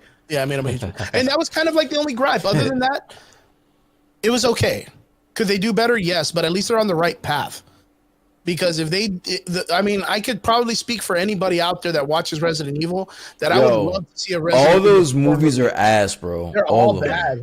All of them. Bad. Like I'm sitting here hearing you guys try to dissect this shit. They're all bad, bro. All of them. Like, I could guarantee that everybody in the Resident Evil franchise would love to see a Resident Evil 4 game. Out of all of them. The games are amazing. The games are great. Even recently, the more newer recent games have been the more fucking popular, but the movies are ass though. I'm sorry. Yeah. I just think if they stuck close to the material, it would be a little bit more successful. But yeah, so guys, what do you think? Give me a rating for the series. And what do you expect for the next episode? I'll go first. I don't want to piss fucking Trigger off. I'm going to go with a 10 out of 10. It's been a 10 out of 10. I'm going to go with, that's it. It's perfect. It's a perfect show. Yeah. I think it's great. I'm going to give it I'll probably be up there with like a 9 or 10. So that's fair. I don't think everything's perfect. I mean, there's always something they could probably add up, but I love it. I think it's great. I'm excited to still keep watching it. So see, and that's why I really respected, Brian's, comment on it like a couple of weeks ago where he was like, dude, fucking 9 out of 10. I don't want to be, a dick rider. Fuck it, dude. 10 out of 10. I love that, dude. I was like, you know what, dude? I mean, give credit where credit's due, right?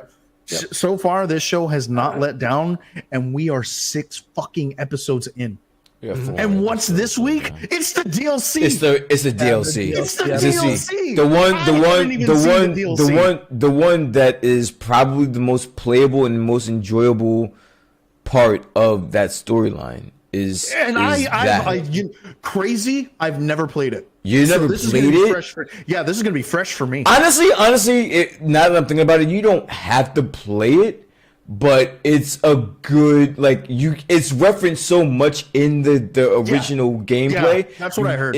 You have to play it. You know, you don't have to, but it's just good to play it. You know, to get it out. Yeah, I think when the DLC came out, it kind of solidified the series.